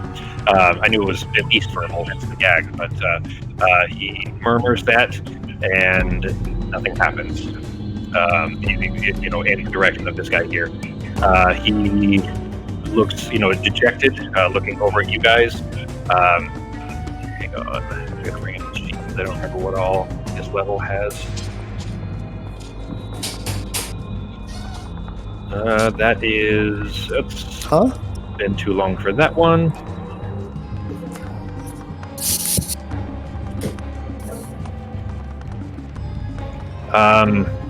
Oh shit. He looking back at you guys. He says, well, okay. He then rushes back down. Similarly, tries healing word here. Does not appear to make any response. Both of these guys has just been too long. It seems like. He then, looking at you, he says, "Look, I realize you don't have any reason to trust me or any reason to give me any lenience here, but can you give me 1 hour? If you can give me 1 hour, I can save one of them. They don't need to stay dead for no reason. I can bring one of them back." I'm gonna look at the What, captain. I'm gonna leave it up to the captain. The captain of the guard. He looks over. He kind of still staring at Westra. Just his eyes looks over at Callias and then looks back at Westra. He says, "It's dangerous the way there. I swear to you, I will make sure that Insight check. Insight check. I'll help you the whole way. And if one of you falls, I'll bring you back the same way that I need to bring back one." Damn it! Anybody else want to roll? Also, yeah, I do. Good. Justin's not having a good night. Nope. Well, apparently this guy's just got a fucking forked silver tongue. We'll just believe whatever. Okay. Okay, guy. He seems like he's telling the truth, guys. He's a really good guy. Yeah, Westra and Ryloth, you guys aren't sure. What's that? Probably The shit out of an old man. Callias does. He kind of nods. He says, "It is really, really dangerous up there. I mean, I'll go. I'm certainly willing to go with you, but it's dangerous. And if we can keep him to his word, his help could be vital." Well, all right. Fine, but I'm willing to give him an hour. I'm watching you. And He rushes past you then and starts casting Raise Dead over there. While he's doing that, I'm gonna do Find Familiar. Because it takes an hour. Okay, you want a new side? Let's see, that is BSM. Okay, yeah, so it's going to take him an hour to finish that to try to bring back one of his friends. He says While he does that, can I take a short rest? Yeah, as long as you don't have to be holding an axe over his head or anything like that. As long as you're not physically being too busy, you guys can take a short rest. I would say probably one of you has to be conscious. Yeah, I'm holding my attack spell on him. Okay. All right. So no short rest for Ryloth. Azra, Westra, and Dross taking short rests. I was gonna summon a familiar. Oh, that's right. Okay. I am taking a short rest so I can get most of my shit back. Okay. How about Drosty? Back in my day, we didn't have to short rest. We just pushed through. I will do. Sure, most of them died, but it's a price I'm willing to pay. All right. For applying it, if you guys bring up your character sheets, just for Dross and Westra, where you in the top center on the top area, there's health and then hit dice. Underneath hit dice is S rest and L rest. So click L rest or click S rest rather, and then you can use hit dice for it if you want to. I could heal while we're not really doing anything, or that would be a short rest. Well, you can't do a short rest while you're casting Find Familiar. No, I know that, but I'm asking if I would heal a bit while we're not doing anything, or if that would be only on a short rest. So healing, if you without a spell or bandages or something else specifically, using your hit dice is a short rest. Okay, so if I have bandages and I bandage myself up. Yeah, that would be a healer's kit, but yeah, if you had an actual healer's kit, then you could, yes. That allows you to use a hit dice, but it similarly takes, I think it's an hour to do it anyways. You might as well do it during a short rest. That's what it's supposed to be. You can use an action to stabilize somebody, but not to actually heal. Okay. Can I just use one of my hit die, or I have to use? Yeah, you can just use one. You can use one and then see if you need more, and then use the second one if you need to, and so on until you use as many as you'd like.